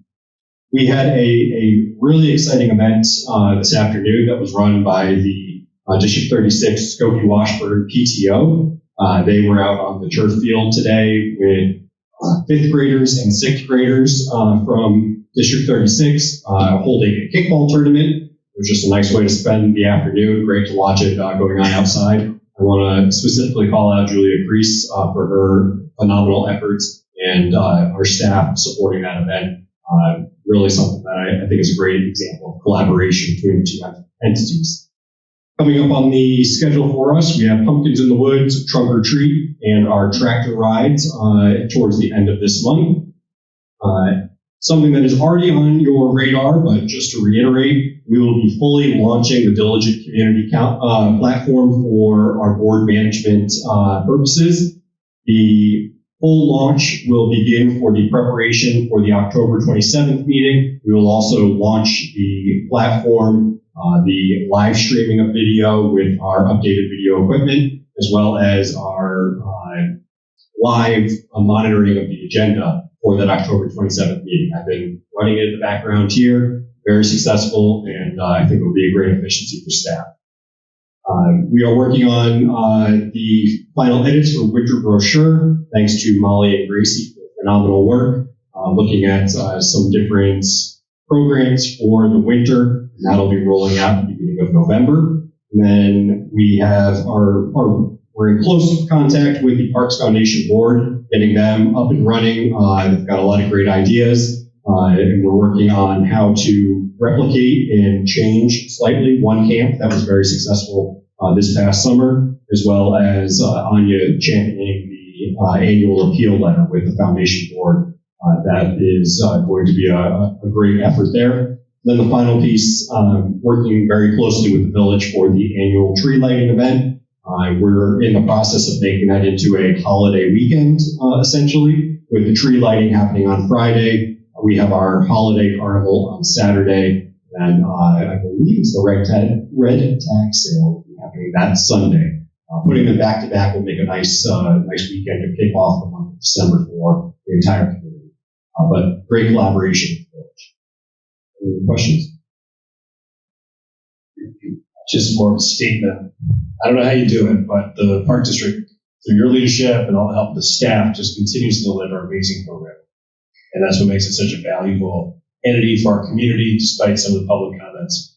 The fact that you're still executing at this level and younger residents here are enjoying it to the level they are is truly astounding. So thank you, and please pass along board's appreciation for all the great effort to make this such a wonderful community growth. Thanks. I will thank you, and I will communicate that to all staff. It's their efforts.